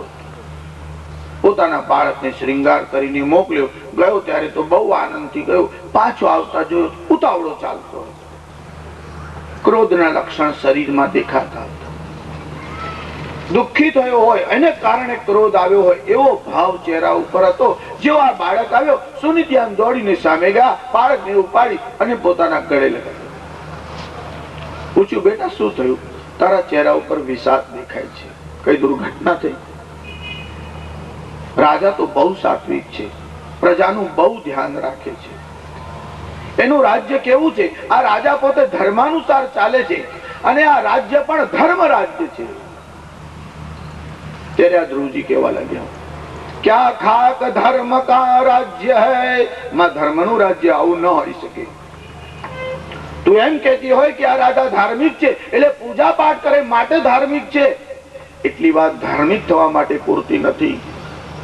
જો રાજ્યમાં અન્યાય કે અસત્ય ચાલતું હોય ને વિરોધ કરવાનું સામર્થ્ય ના હોય તો આ રાજા નબળો છે. કદાચ રાજા સારો હશે પણ રાણીએ સભામાં આવીને મારું અપમાન કર્યું, રાણીએ અપમાન કર્યું, કદાચ હું માની લઉં, પણ રાજાએ રાણીને એક શબ્દ પણ ન કીધો. ધાર્મિક માણસ આવો ભયભીત ન હોઈ શકે. એ સારો છે, શિષ્ટાચારી છે, સદાચારી છે, એનામાં ગુણ બહુ છે, પણ ખોટી વાતનો પ્રતિકાર કરવાનું સામર્થ્ય એનામાં નથી. આ સંપૂર્ણ ધર્મની વાત નથી. ક્યા ખાક ધર્મ કા રાજ્ય હૈ, ધર્મનું રાજ્ય આવું ન હોઈ શકે. 5 વર્ષનો આ ક્ષત્રિયનો બાળક, એને રાજા કેવો હોવો જોઈએ એ નીતિ એને ખબર છે. ખરેખર તો ઇલેક્શનમાં ઉભા રહે છે ને એના માટે વાલ્મીકી રામાયણના અયોધ્યા કાંડનો 100મો સર્ગ કોર્સમાં રાખવો જોઈએ. જેમ ડિપોઝિટ ભરાવે છે ને એને આ સર્ગ વાંચ્યો હોય, એની પરીક્ષા લેવાય, પછી જ એને ઇલેક્શનમાં ઉભો રહેવાની છૂટ. તો આ બધા નિયમો થોડા આવડી જાય. સુનીતિના મનમાં થયું ચોક્કસ આ બાળકને કઈ દુઃખ થયું છે. જ્યારે ઘટના સાંભળી ત્યારે મનમાં થયું કે આ બાળકના મન પર જો હમણાંથી આવી છાપ પડશે કે આ રાજા આવો છે, માતા આવી છે, બાળકના મન પર ખોટી છાપ ઉભી ન થવા દો. સુનીતિએ સંસ્કાર આપ્યા હતા. જો સુનીતિનો સ્વભાવ કેવો છે. દ્રૌપદીના ચરિત્રના વિષયમાં મેં તમને ગઈકાલે કહ્યું કેવું દિવ્ય ચરિત્ર છે. કુંતાજીનું ચરિત્ર કેવું છે એવું આ સુનીતિ છે, કેવા ચારિત્રવાન છે. સુનીતિએ કીધું દીકરા, એમાં તારા બાપનો દોષ નથી અને તારી અપરમાનો પણ દોષ નથી. આ તારી અપરમા છે ને એને બહુ વખતથી એક બીમારી છે, એક રોગ છે. જો સુનીતિ ખોટું બોલતા નથી. શાસ્ત્રોમાં એવું લખ્યું છે અહંકાર એ જ્વર છે, રાગ અને દ્વેષ એ અતિ જ્વર છે, વિષમ જ્વર છે. એટલે આ રાગ છે, આસક્તિ છે, આ બધી ભયાનક બીમારીઓ છે. આ માનસિક રુગ્ણતા છે. કેટલીક શારીરિક રુગ્ણતા એટલે રોગ હોય. આ તારી માં છે ને એ લાંબા સમયથી બીમાર છે, એટલે એને એવું ધ્યાન રહેતું નથી. એ કોઈ વાર આવેશમાં આવે ત્યારે આવું બોલે છે. જો નાનો બાળક હોય ને એને ગુસ્સો આવે પણ બહુ સરળ હોય, 5 મિનિટમાં બધો ક્રોધ ભૂલી જાય.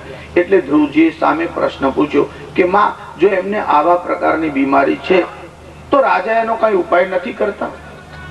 સુનીતિએ કીધું દીકરા, ઉપાય તો છે પણ જરા કઠોર છે, રાજાથી થઈ શકે એવો નથી. ધ્રુવજીએ કીધું તો એ ઉપાય હું કરીશ. માં મને કહે કયો ઉપાય કરવાનો, કઈ ઔષધિ લાવવાની? સુનીતિએ કીધું આમાં બીજી કોઈ ઔષધિ ન ચાલે. ભક્તિ એ જ ઔષધિ છે અને નારાયણ એ જ વૈદ્ય છે. જો નારાયણ રૂપી વૈદ્ય આવે તો આની બીમારી જાય. ધ્રુવજીએ કીધું તો માં હું નારાયણને લઈ આવીશ, મને બતાવ નારાયણ કેવી રીતે મળશે. 5 વર્ષના છોકરાને ઘરમાં આ સંસ્કાર અને આ શિક્ષણ મળ્યું છે. અને કીધું કે દીકરા, નારાયણને લાવવાનું કામ તો જરા કઠોર છે. વનમાં જવું પડે, તપ કરવું પડે. નારાયણ રાજી થાય ત્યારે, હવે ક્યારે થાય તે શું કહેવાય? એ તો જેવું ભક્તિ, જેવો તપ એવું ફળ. માં હું નારાયણને લાવીને જંપીશ. માં તું મને આશીર્વાદ આપ. મેં ઋષિઓ પાસે એવું સાંભળ્યું છે, જે માતાના, બ્રાહ્મણના, ઋષિના આશીર્વાદ લઈને જાય, ગુરુના આશીર્વાદને લઈને જાય, એનું દરેક કાર્ય સફળ થાય છે. માં તમે તો મારા માં પણ છો અને ગુરુ પણ છો, તમે મને આશીર્વાદ આપો. સુનીતિના મનમાં થયું એનામાં તપ કરવાની ભાવના છે, એને માતા માટે પ્રીતિ છે, પણ સાધના કરવા જાય અને કોઈના માટે દ્વેષ જો મનમાં રહી જાય, એટલે સુરુચિ માટે જો દ્વેષ રહી જાય તો સારું નહીં. એટલે કીધું દીકરા, તું તપ કરવા ભલે જા, પણ તારી પેલી અપર માતા છે ને એને પેલા પ્રણામ કરી આવ, એની પાસેથી આશીર્વાદ લઈ આવ. બાળકનું ચિત્ત સરળ હતું. માની આજ્ઞા થઈ, સુરુચિના પાસે ગયો, સુરુચિને પ્રણામ કર્યા. કીધું માં, મને થોડી વાર ક્રોધ આવ્યો તો. માતા પિતા ઉપર ક્રોધ કરે એનું કલ્યાણ થતું નથી. માં મને ક્ષમા કરો, હું વનમાં તપ કરવા જઈશ, નારાયણને પ્રસન્ન કરીશ, મને આશીર્વાદ આપો.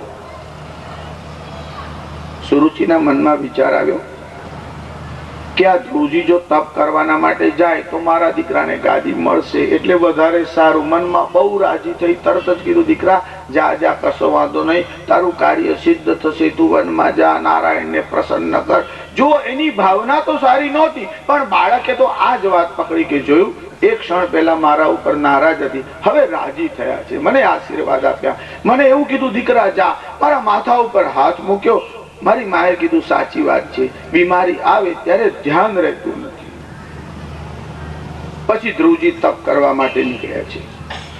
પિતાના માતાના આશીર્વાદ લીધા. ધ્રુવજી મધુવન તરફ ચાલવા લાગ્યા. જ્યારે ધ્રુવજી મધુવન તરફ ચાલવા લાગ્યા, હજુ વનમાં આમ ગયા છે, દેવર્ષિ નારદના મનમાં થયું લાવ જરા બાળકની ખાતરી કરી આવ. દેવર્ષિ નારદ સામે માર્ગેથી આમ આવવા લાગ્યા. વીણા હાથમાં હતી, પરમાત્માનું કીર્તન કરતા કરતા આવતા હતા. ત્યાં બાળકે આમ પ્રણામ કર્યા. નારદજી તો બહુ ચતુરતાથી ત્યાં પરીક્ષા કરવા આવ્યા.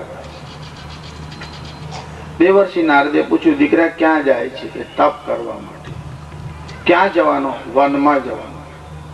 દીકરા એક વાત કહું, વનમાં તો હિંસક પ્રાણીઓ હોય, ભયાનક પ્રાણીઓ હોય, વાઘ હોય, સિંહ હોય, અને જો એ તને ત્રાસ આપે તો તારી રક્ષા કોણ કરશે?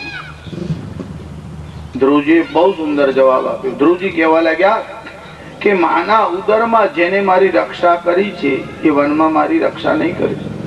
મનમાં થયું છે 5 વર્ષનો, બોલે છે મારા દાદા જેવું. દેવર્ષિ નારદ મનમાં તો બહુ રાજી થયા, પણ પ્રગટ ન થવા દીધું. પછી બીજો પ્રશ્ન પૂછ્યો. દેવર્ષિ નારદે કીધું તું વનમાં જાય છે, ઘરમાં તો તારી માં તારી કાળજી રાખે, તને ભૂખ લાગે તો ખાવાનું આપે, ઠંડી લાગે તો તને ઓળાડે, તને સ્નાન કરાવે. હવે જંગલમાં જઈશ ત્યાં તને ભોજન કોણ આપશે? તારી કાળજી કોણ કરશે? ધ્રુવજીએ ફરીવાર જવાબ આપ્યો. દેવર્ષિ તમે આવું કેમ પૂછો છો? ભગવાન તો કેવા કરુણાવાન છે. અરે જીવ જ્યારે આ સૃષ્ટિમાં આવે એટલે એનો જન્મ થાય એ પહેલા, કારણ કે જીવનો જન્મ થાય ત્યારે મોઢામાં દાંત હોતા નથી. કે દંત નથે તબ દૂધ દિયો, અબ દંત દિયો તો અન્ન ન દે. જે જન્મેલા બાળકના મોઢામાં દાંત નથી એટલે એની માના સ્તનમાં દૂધ ભરે છે. જન્મતા પહેલા જેના જન્મની એટલે ભોજનની વ્યવસ્થા થાય છે, જન્મ પછી નહીં થાય. દેવર્ષિ નારદ ને થયું છે તો બહુ ચાલાક. હજુ દેવર્ષિ નારદે એક પ્રશ્ન એવો પૂછ્યો, તમે કોઈ કાર્ય જાઓ ને ત્યારે ઘણા લોકો તમારો ઉત્સાહ તોડી નાખે એવું કામ કરે. દેવર્ષિ નારદે આનો ઉત્સાહ દૃઢ કરવા માટે પૂછ્યું કે દીકરા તારી વાત ખરી, તારી રક્ષા થઈ જાય, તને અન્ન મળી જાય, પણ તું જે કાર્ય માટે જાય છે તેની સિદ્ધિ થાય એની કઈ ખાતરી ખરી? અને તું જાય નારાયણ મળે, જ્ઞાન 10 વર્ષ તારું આયુષ્ય નીકળી જાય, પછી 50 વર્ષ થઈ જાય, પાછો આવે, શું ફાયદો? તારા કાર્યની સિદ્ધિ થશે એમાં પ્રમાણ શું? જો અત્યાર સુધી ધ્રુવજીએ જે ઉત્તર આપ્યા ને એ સરળ ઉત્તર આપ્યા. હવે ધ્રુવજીએ ઉત્તર એવો આપ્યો કે સામે પ્રતિપ્રશ્ન કર્યો અને પ્રશ્નમાં જ ઉત્તર આવી જાય એવી રીતે સામે પ્રશ્ન પૂછ્યો. ધ્રુવજીએ કીધું દેવર્ષિ, હવે ધ્રુવજીએ પણ તર્કશાસ્ત્રનો આશ્રય લઈને ઉત્તર આપ્યો, જ્ઞાનને યોગ્ય ઉત્તર આપ્યો. ધ્રુવજીએ દેવર્ષિ નારદને કીધું કે દેવર્ષિ, મેં તમારા જેવા વિદ્વાન બ્રાહ્મણો પાસેથી એવું સાંભળ્યું છે કે કોઈ કાર્ય કરવા માટે તમે જાઓ અને જો સારા શકુન થાય તો કાર્યની સિદ્ધિ થાય અને અપશકુન થાય તો કામ બગડે. હવે હું જતો હતો ત્યારે તમે સામા મળ્યા, કહો મને શકુન થયા કે અપશકુન થયા? હવે દેવર્ષિ એવું તો કહે જ નહીં કે મારા અપશકુન થયા.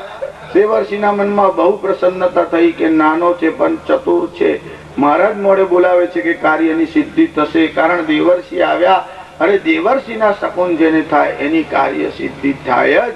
અને દેવર્ષિએ એનું જ્ઞાન જોઈ આશીર્વાદ આપ્યો.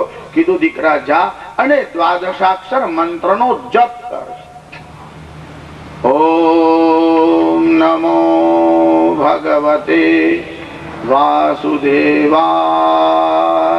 ઓમ નમો ભગવતે વાસુદેવાય. ભગવતે વાસુદેવાય. ઓમ નમો ભગવતે વાસુદેવાય. ઓમ નમો ભગવતે વાસુદેવાય. ઓમ નમો ભગવતે વાસુદેવાય. આ દ્વાદશ દ્વાદશાક્ષર મંત્રનો જપ કરતા કરતા ધ્રુવજી તપ કરવા લાગ્યા. જો પહેલા કેવળ ફળ ખાઈને રહેવા લાગ્યા, પછી ફળનો ત્યાગ કર્યો, કેવળ જળ પીને રહેવા લાગ્યા, પછી જળનો ત્યાગ કર્યો, કેવળ વાયુનું સેવન કરવા લાગ્યા, પછી તો વાયુનો ત્યાગ કર્યો એટલે પ્રાણાયામ, કંટ્રોલ ઓફ પ્રાણ, વાયુને પણ જીતી લીધો. જીત શ્વાસ, આસન જીત્યું, આહાર જીત્યો, હવે શ્વાસ જીત્યો. અને જયારે પ્રાણ ઉપર કંટ્રોલ કર્યો અને આમ વાયુને જીતવા લાગ્યા અને લાંબા સમય સુધીનો દીર્ઘ પ્રાણાયામ કુંભક કરવા લાગ્યા. ભગવાન નારાયણ વૈકુંઠ લોકમાં બેઠા હતા. ભોજનનો સમય થયો હતો.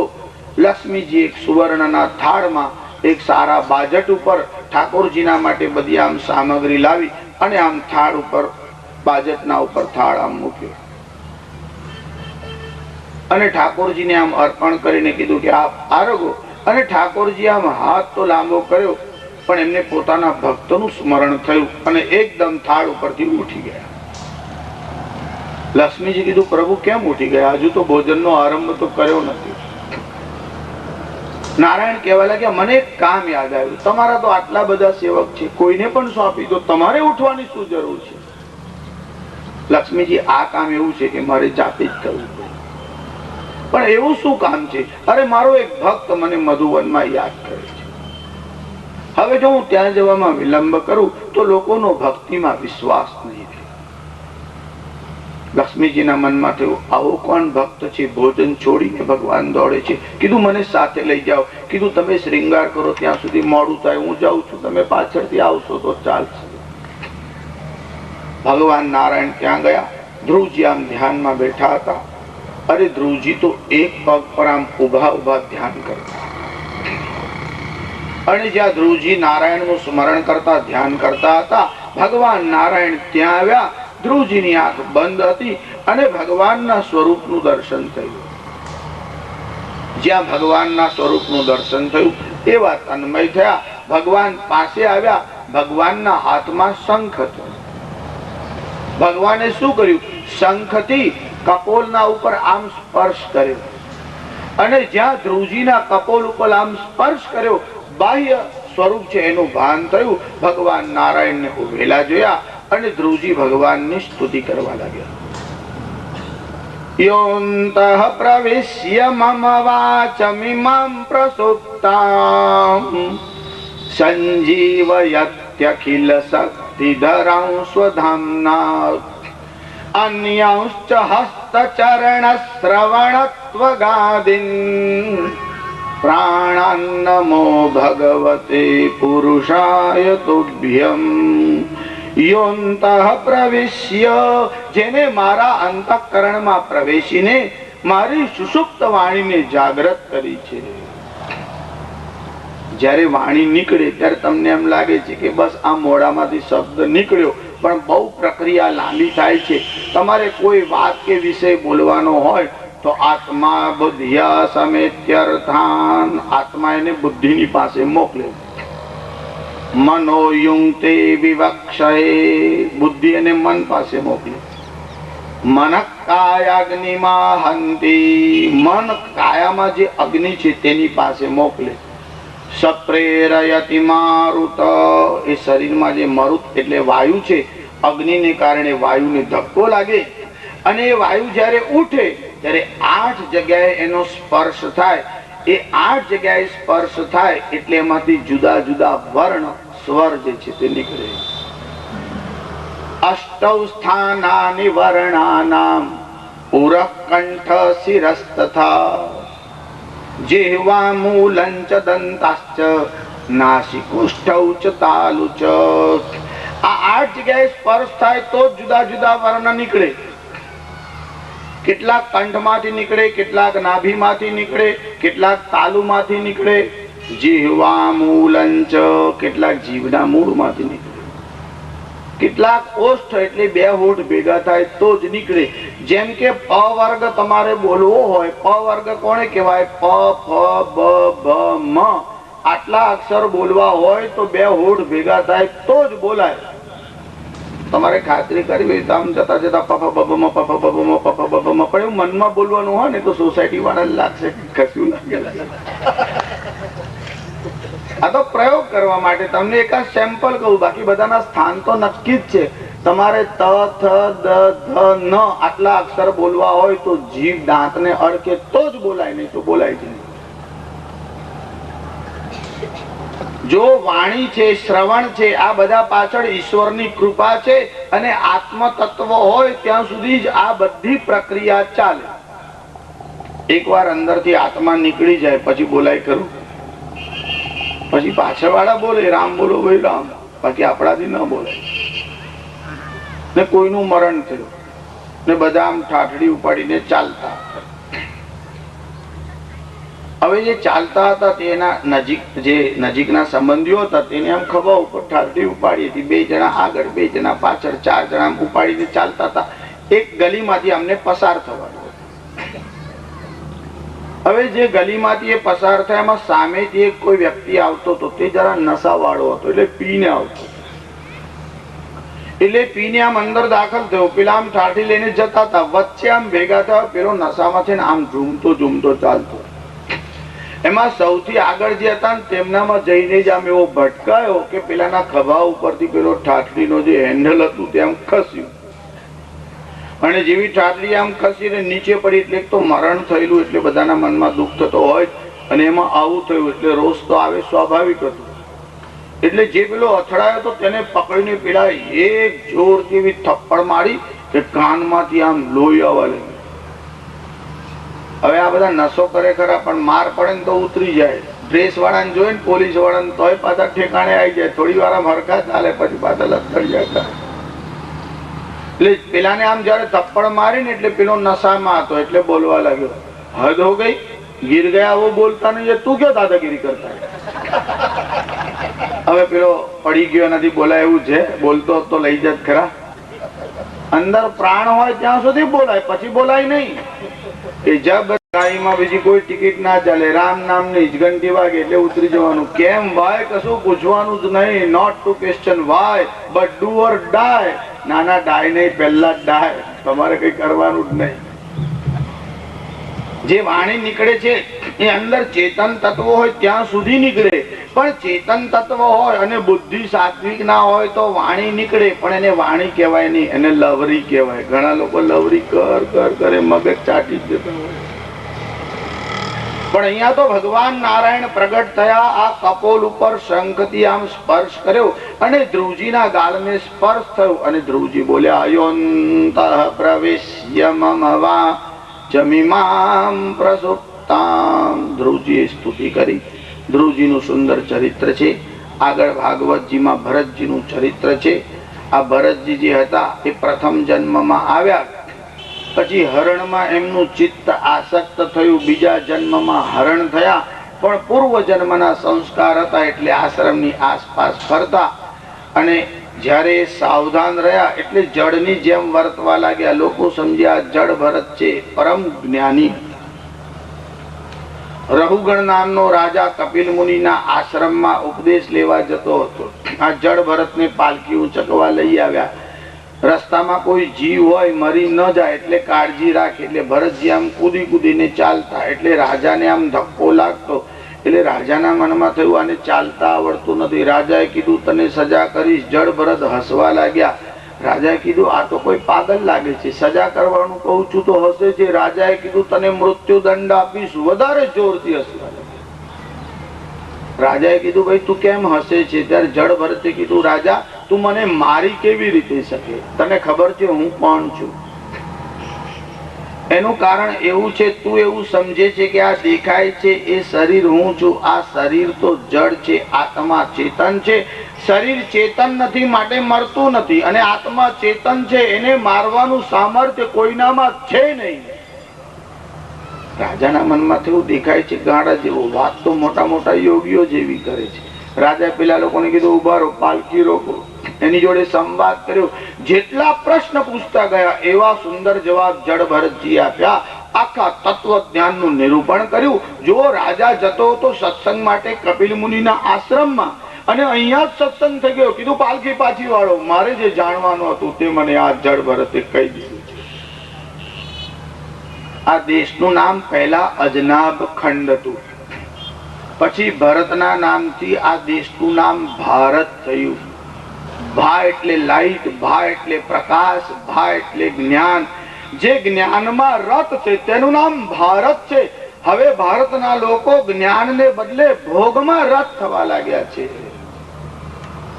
ભોગ તરફ જાય તેના ભોગ લાગ્યા. જો માત્રામાં ભોગ ભોગવો તો વાંધો નહીં, જે દિશા ચૂકે એની દશા બગડે. કેવી દિશામાં જવાનું એનું માર્ગદર્શન શાસ્ત્ર આપશે, સદગુરુ આપશે. ભરતજીના ચરિત્રનો ઉલ્લેખ આવ્યો, પછી નામ સ્મરણનો મહિમા આવ્યો, અજામિલના આખ્યાનનો ઉલ્લેખ કર્યો. કાન્યકુબ્જ નામના દેશમાં આ એક બ્રાહ્મણ રહેતો હતો. બ્રાહ્મણ વેદ પાઠી હતો, સારો હતો. એકવાર જંગલમાં ગયો, વરસાદ પડતો હતો, મોડું થયું હતું. એક સ્ત્રી ત્યાં ઊભી ઊભી રડતી હતી. આના મનમાં દયા આવી, એના તરફ ગયો. આ સ્ત્રીના વસ્ત્ર ભીજાઈ ગયા હતા, તેનું વસ્ત્ર ખભા પરથી જરા આમ ખસી ગયું હતું.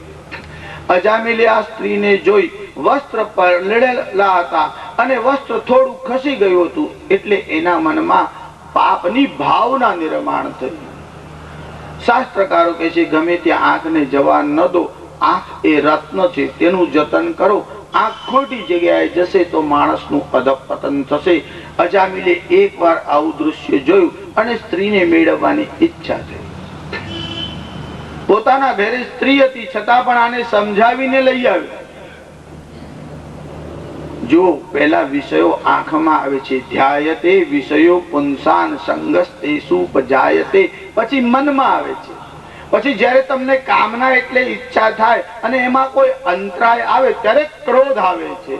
કામ ક્રોધ પરિણમે, ક્રોધથી મોહ વ્યાપે છે, મોહથી સ્મૃતિનાશ છે, સ્મૃતિનાશે બુદ્ધિનાશ, તેમાંથી સર્વનો નાશ છે. એકવાર કામનો પ્રવેશ થાય એટલે સ્મૃતિ, બુદ્ધિ બધાનો નાશ થાય છે. અજામિલના મનમાં આવો વિચાર આવ્યો. આ અજામિલને ત્યાં લાંબા વખતથી સંતાન નહોતું. એકવાર અજામિલ બહાર ગયો તો કેટલાક સંતો ત્યાં આવ્યા. એની પત્ની બહુ સારી હતી, સંતોને જમાડ્યા. આ સંતોને જમાડતી હતી એટલામાં આ અજામિલ બહારથી આવ્યો. એ કોઈ દિવસ જાતે સંતોની સેવા ન કરે, જમાડે નહીં, બોલાવે નહીં, પણ પત્ની કરતી હોય તો ના ન પાડે, આટલો સાત્વિક તો હતો. પછી જયારે સંતો જમી રહ્યા એટલે કીધું કે અમને દક્ષિણા આપો. ત્યારે અજામિલે કીધું જો હું કોઈને કઈ આપતો નહીં, એ તો મારી ઘરવાળીએ તમને બોલાવ્યા, ભલે તમે જમો, તમારી પાસે છે તે લઈ લેતો નથી, એટલો જ ઉપકાર માનો, બાકી હું કોઈને કઈ આપતો નથી. સંન્યાસીઓએ કીધું પણ તારી જે ઈચ્છા હોય, મારે ઈચ્છા થતી જ નથી, લેવાની જ ઈચ્છા થાય છે. સંતો કહે છે અમારે તારું ધન જોઈતું જ નથી, અમે તારી પાસે એવું માંગીએ છીએ કે તારે ત્યાં સંતાન થાય તો એનું નામ નારાયણ રાખ. અજામિલે કીધું કે અમે એનું નામ નારાયણ રાખીએ, એમાં તને શું લાભ? સંતો કીધું પણ તને શું નુકસાન? એ તો કે અમારો લાભ શું કામ વિચારે છે, તારું કઈ નુકસાન નથી, પછી રાખ. કીધું સારું. એનું નામ નારાયણ રાખ્યું. હવે મોટી અવસ્થામાં બાળકનો જન્મ થયો એટલે બાળકને વારે વારે બોલાવે, નારાયણ નારાયણ નારાયણ. ગયો ક્યાં? નારાયણ જમવા બેઠો કે નહીં? નારાયણ સ્નાન કર્યું કે નહીં? નારાયણ ને બોલાવો, વારંવાર નારાયણ નું સ્મરણ કરે. જો આમ તો અજામિલ સંસ્કારી હતો, પણ એક વાર કુસંગ થાય તો પણ કેવી આપત્તિ થાય છે. એક વાર ખોટું દૃશ્ય જોવાઈ જાય તો પણ મનમાં આવો વિચાર આવે છે. હવે તમે ટીવી ઉપર વારંવાર ખોટા દૃશ્ય જુઓ છો. આજે અજામિલ હતો, એને ત્યાં નારાયણનો જન્મ થયો. એની ઉંમર 88 વર્ષની થઈ. જો મૃત્યુ બે પ્રકારના હોય, એક નેચરલ ડેથ એટલે સ્વાભાવિક મૃત્યુ, અને એક અકાળ મૃત્યુ એક્સિડેન્ટલ ડેથ. હવે યમના દૂતો આવ્યા અને આને લઈ જવા લાગ્યા, પણ એને પોતાના પુત્રને યાદ કર્યો અને બોલ્યો નારાયણ નારાયણ. યમદૂતોને આજ્ઞા હતી જે નારાયણ નું નામ બોલે એને તમારે છોડી મૂકવું. એટલે યમદૂતોએ નારાયણ નું નામ લીધું એટલે આને છોડી મૂક્યો. પછી 12 વર્ષ જીવતો રહ્યો. એને જોયું એક વાર નામ લેવાથી મને આવું આયુષ્ય મળ્યું છે, વારંવાર કેમ ન લઉં. ઘણા લોકો એવું વિચારે છે હમણાંથી નામ શું, હવે હમણાં તો જુવાન છે, હમણાં ફરીએ ખાઈએ, પછી હમણાં તો હરાયા ઢોરની જેમ ફરો ચરો, પછી ગયડા થઈશું ત્યારે ભગવાનનું નામ લઈશું. આ બહેનો ભજનમાં ગાય ને, ગડપણમાં ગોવિંદ ગાશું અમે, ગડપણમાં શું ગાવાનું? પછી તો દાંત હોય નહીં, મોડામાંથી લાળ પડતી હોય, લામ લામ બોલવું હોય રામ તો બોલે લામ. એના કરતા યાવત સ્વસ્થ કલે વરમિદમ યાવત ચદુરે જરાહ, જ્યાં સુધી શરીર સ્વસ્થ હોય, ભર્તૃહરિ કહે છે ત્યાં સુધી ભગવાનનું નામ લો. પછી ભગવાનનું નામ શું લેવાનું? શરીરમાં સ્વસ્થતા જ ન રહે પછી ભગવાન નામ સ્મરણનો મહિમા શું આવશે? એક વાર શિયાળાના દિવસે સવારે 5:45 વાગે એક ભાઈ બાઇક લઈને એમના મિત્રને ત્યાં પહોંચી ગયા. પેલો ઊંઘતો હતો, તેને ઉઠાડ્યો.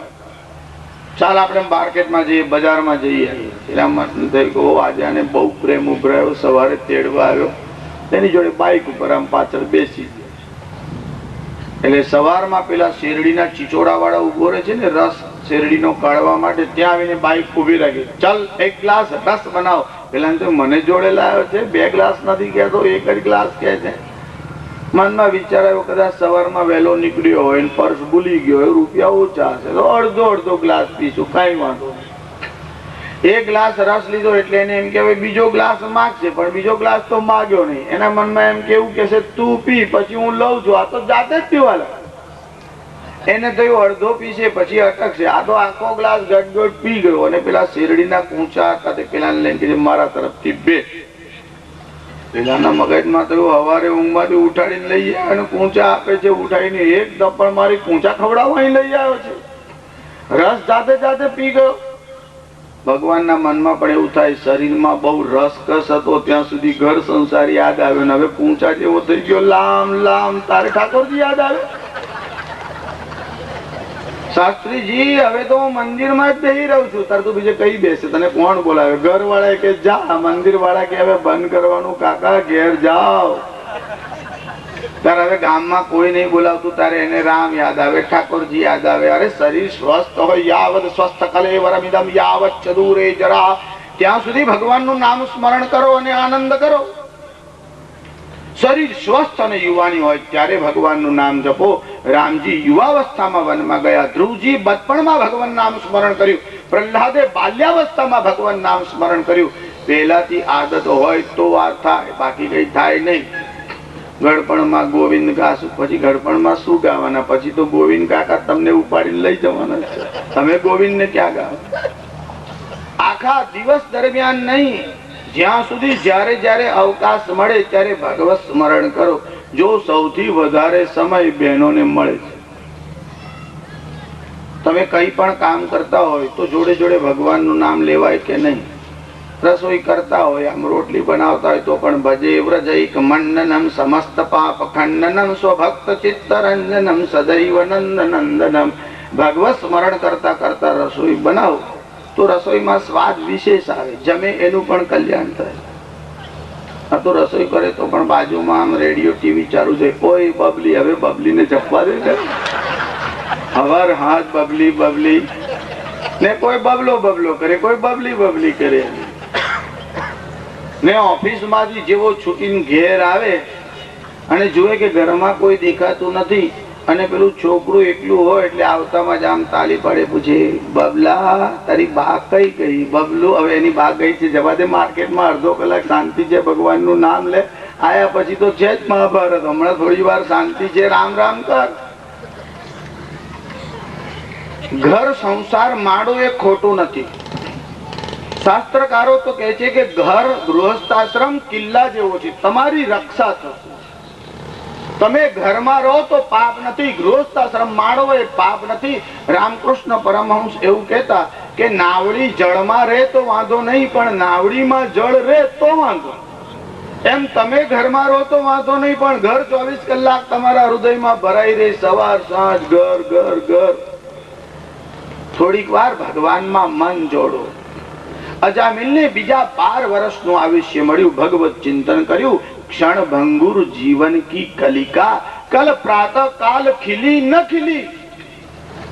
કે ક્ષણ ભંગુર જીવન કી કલિકા કલ પ્રાતઃ કાલ ખिली न खिली मलया चल की सुचि गंध समीर चली न चली કે રટલે હરિ નામ હરિ રસના કે અંત સમય में हिली न हिली કદાચ અંતિમ સમયમાં ના હાલે એના કરતા હાલતી હોય ત્યાં સુધી કરી લો. ભગવાન નામ સ્મરણ નો મહિમા બતાવ્યો. સપ્તમ સ્કંદ નો આપણે વિચાર કર્યો જતો. શ્રી બાલકૃષ્ણ લાલ કી જય, ગોવર્ધન નાથ કી જય. આ અષ્ટમ સ્કંદમાં ગજેન્દ્ર મોક્ષની કથા છે. આ ગજેન્દ્ર પોતાના પરિવાર સાથે ત્રિકુટાચલ નામના પર્વતમાં રહેતો હતો. એના સુવર્ણના, રજતના, તાંબાના આવા જુદા જુદા શિખરો હતા. એ સત્વરજ અને તમો ગુણોનું પ્રતીક છે. હા, વામન અવતારની કઈ તૈયારી કરવાની છે, આરતી પણ કરવાની છે. હા તો ભલે જાઓ, 5 મિનિટ તમને છૂટ, ત્યાં સુધી હું ચલાવું છું, તૈયારી રાખું છું.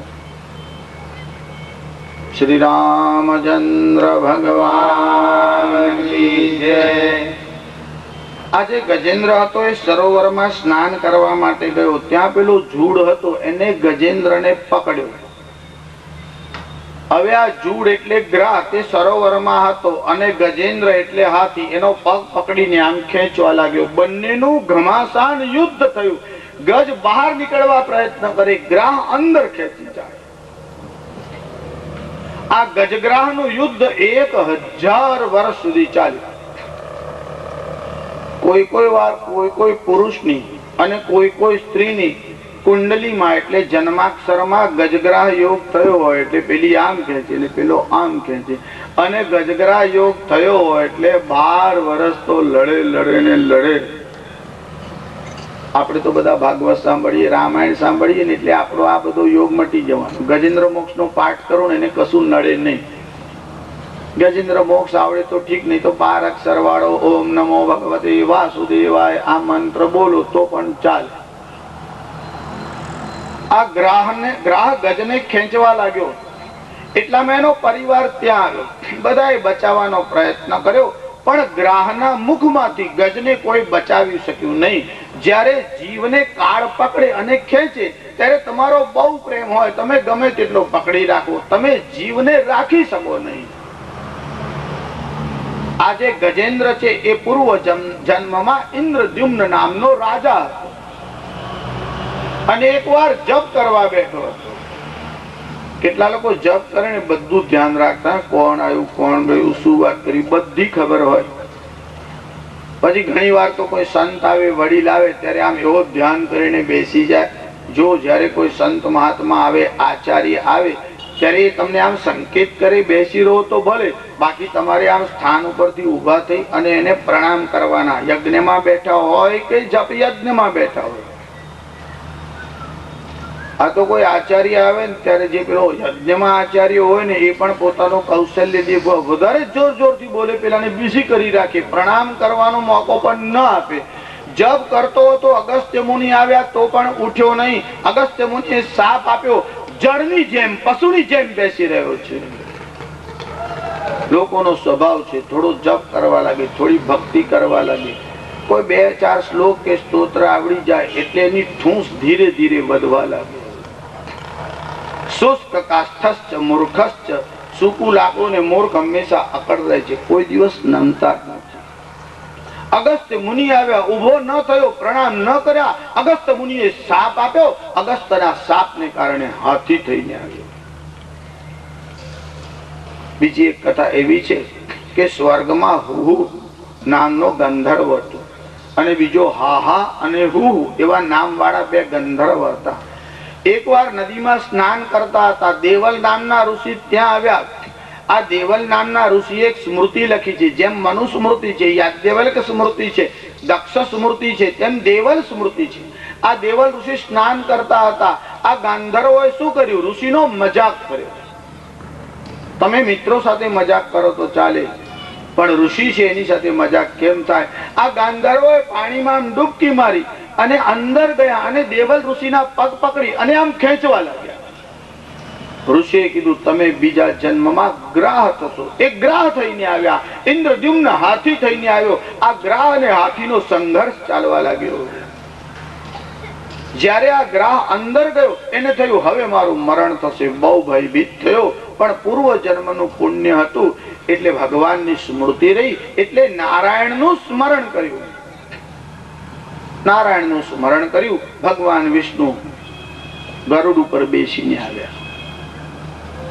ભગવાનને જોતા જ આ ગજેન્દ્રે શું કર્યું? સરોવરમાં એક કમળ હતું, સૂંઢ વડે આમ તોડ્યું, ભગવાન નારાયણને અર્પણ કર્યું. ભગવાન નારાયણ બહુ પ્રસન્ન થયા. ભગવાન નારાયણની સ્તુતિ કરી. ભગવાન નારાયણની જયારે સ્તુતિ કરવા લાગ્યો ત્યારે આ ગજેન્દ્ર આવું કહેવા લાગ્યો, નમો નમસ્તે ખિલકારણાય નિષ્કારણાયાદ્ભુતકારણાય. મુખ ચીરી નાખ્યું. ગજેન્દ્રની રક્ષા કરી અને ગજેન્દ્રનો મોક્ષ થયો. જો ભગવાન જીવોની રક્ષા માટે હંમેશા તત્પર હોય છે. ગજેન્દ્ર મોક્ષનો ઉલ્લેખ આવ્યો. બીજી કથાઓ પણ એમાં અષ્ટમ સ્કંદમાં છે. એમાં બલિરાજાની કથા છે, જેમાં વામનના પ્રાગટ્યની કથા આવે છે. કશ્યપ ઋષિની કથા તમને તૃતીય સ્કંદમાં કહી હતી. આ કશ્યપ ઋષિની દીતિ અદિતિ નામની બે પત્ની હતી. દીતિથી દૈત્ય થયા પણ અદિતિને સંતાન ન થયું એટલે કશ્યપ ઋષિને કીધું મને પણ વરદાન આપો કે સંતાન થાય. ત્યારે કશ્યપ ઋષિએ કહ્યું કે પયો વ્રત કરો. જેનું લગ્ન થયાને 3 વર્ષથી વધારે સમય થાય, 5, 7, 8, 10, 12 વર્ષ પણ થઈ ગયા હોય અને જો સંતાન ન થયું હોય તો એમને પયો વ્રત કરવાનું. આ પયો વ્રત કરવાનું એટલે ફાગણ મહિનાના શુક્લ પક્ષના પડવાથી માંડી અને 12 સુધી દૂધ ઉપર રહેવાનું. એના આગલા દિવસે ભૂંડ જ્યાં બેસતું હોય તેની માટી હોય તે લઈ આવવાની અને માટીનો શરીર ઉપર લેપ કરવાનો. અને બીજા દિવસથી એમાં જે મંત્ર આપ્યો છે ભાગવતજીના 8મા સ્કંદમાં જે વામન ભગવાનનું ચરિત્ર બલિની કથા છે એમાં વ્રતનું આખું વર્ણન આપેલું છે. અહીં કોઈ પાસેથી તમે ગુજરાતીમાં ટ્રાન્સલેશન હોય એવું ભાગવત લઈ લેશો તો તમને ખબર પડી જશે. પછી એ વ્રતનું ઉદ્યાપન કરવાનું. અદિતિને આ વ્રત બતાવ્યું એટલે અદિતિ જે છે સગર્ભા થયા. અરે અદિતિ સગર્ભા શું થયા? એમના ઉદરમાં સાક્ષાત નારાયણ આવ્યા. અને પછી અહીંયા બલિરાજા યજ્ઞ કરતા હતા. યજ્ઞ ક્યાં કરતા હતા? ભૃગુ કચ્છ. અત્યારે એનું નામ ભરૂચ થઈ ગયું પણ એનું મૂળ નામ છે ભૃગુ કચ્છ. આ ભૃગુ કચ્છમાં નર્મદા નદીના કિનારે બલિરાજા યજ્ઞ કરતા હતા. તે બલિરાજાના યજ્ઞમાં ભગવાન વામન આવ્યા. પણ અહીંયા ભાદરવા માસની દ્વાદશી જેને વામન જયંતી કહેવાય છે ત્યારે ભગવાનનું પ્રાગટ્ય થયું. બોલો વામન ભગવાન કી જય. વામન ભગવાનનું પ્રાગટ્ય થયું એટલે વામન ભગવાન બલિરાજાના યજ્ઞમાં આવ્યા અને વામન ભગવાનને જોઈને બલિરાજા ઉભા થયા અને બલિરાજા વામન ભગવાનને કહેવા લાગ્યા, અરે તમે મારા યજ્ઞમાં આવ્યા. અદ્યન પિતરસ્ત્રિક્તા અદ્યન પાવિતમ કુલમ. આજે મારા પિતૃઓ તૃપ્ત થયા. જ્યારે કોઈ આવો પવિત્ર બ્રાહ્મણ, દશગ્રંથિ બ્રાહ્મણ, વેદોનો બ્રાહ્મણ, તમારે જ્ઞાતા બ્રાહ્મણ તમારે ત્યાં આવે ત્યારે શ્રાદ્ધથી જેમ પિતૃઓ પ્રસન્ન થાય છે એમ પવિત્ર બ્રાહ્મણ તમારા ઘરમાં આવે તો પણ તમારા પિતૃઓ પ્રસન્ન થાય છે. અદ્યન પિતરસ્ત્રિપ્તા અદ્યન પાવિતમ કુલમ. આજે મારું કુળ જે છે તે પવિત્ર થયું છે. યદ ભગવાન આગતો સ્વયં. તમે સાક્ષાત મારા યજ્ઞમાં આવ્યા છો. ત્યારે બલિ ભગવાન બટુક બ્રહ્મચારીના રૂપમાં હતા. પગમાં પાવડી પહેરેલી હતી, હાથમાં લાકડી હતી, છત્ર ધારણ કરેલું હતું અને આ જનોય ધારણ કરેલું હતું, મુંજની મેખલા ધારણ કરેલી, મૃગ ચર્મ વીટેલું હતું. આમ ભગવાન વામન નું રૂપ લઈને આવ્યા. વામન નારાયણ ભગવાન.